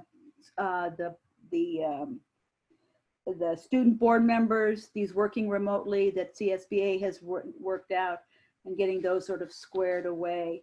And then I know that Michelle, you, Karen, and Vicki are going to work with the student board members to bring some information back to us. So that's what's on it. Finally, good luck next week. You know, normally we have a teacher kickoff. We don't have that, or a all staff kickoff. We don't have that this year because of COVID. Normally, a lot of us are out in the schools, walking our campuses, greeting our parents at our schools. We're not going to be doing that this year, but no. Staffs that we are just thrilled and so grateful for all the hard work that you have been doing, and we wish everyone a good and safe first day of school. And if you could just keep us apprised of some of the numbers that are coming in at the end, we'd love to know what's happening. And if you would like us to remotely check in, just let us know, and we're happy to support our schools in any way we can. Any other comments, board members, before we? I move to adjourn. Move to adjourn by Mrs. Metoyer. I'll second Trustee Barto. Trustee Barto seconded. Roll call. Trustee Floor, Yes. Trustee Yelsey, absent. Trustee Barto, Black, Yes. Trustee Barto, Yes. Trustee Anderson, Yes. Trustee Snell, Yes. Trustee Metoyer. Yes. All right, motion carries. Have a lovely rest of the evening. We're adjourned at 9:32. Thank you all. Happy first week of school, everyone. Good first day. Bye.